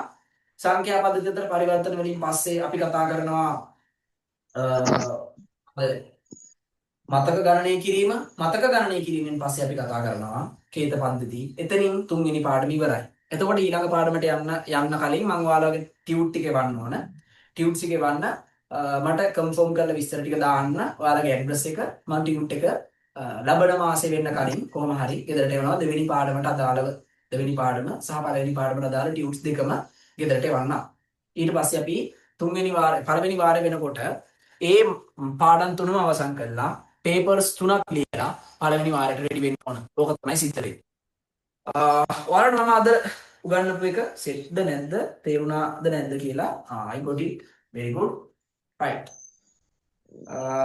මේ ටයිම් එක අපි පොඩ් චුට්ටක් පොල් එකක් දාන්න. මේකේ ඔයාලා මේව කරන්න. සිස්ටම් එකේ අනිවාර්යෙන් රෙජිස්ටර් වෙන්න. සිස්ටම් එක හරහා තමයි ඔයාලා ඉස්සරහට ක්ලාස් එකට ජොයින් වෙන්න ඕන. අනිවාර්යෙන් ඒක පුරුදු වෙන්න. වෙබ්සයිට් එකකින් LMS එකකින් වැඩ කරන්න පුරුදු වෙන්න. මම ඒක පුරුදු කරවනවා. මාත් එක්ක මේ සම්බන්ධ වෙලා ඉන්න. හරිද?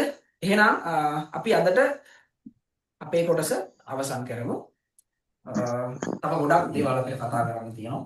තව දෙකක් ගමන යන්න තියෙනවා. ඒ නිසා වැඩේ හරියට කරගෙන යමු. එහෙනම් හැමෝටම good night, good සර්ණයි පරිස්සමෙන් ඉන්න. good night sir. හරි.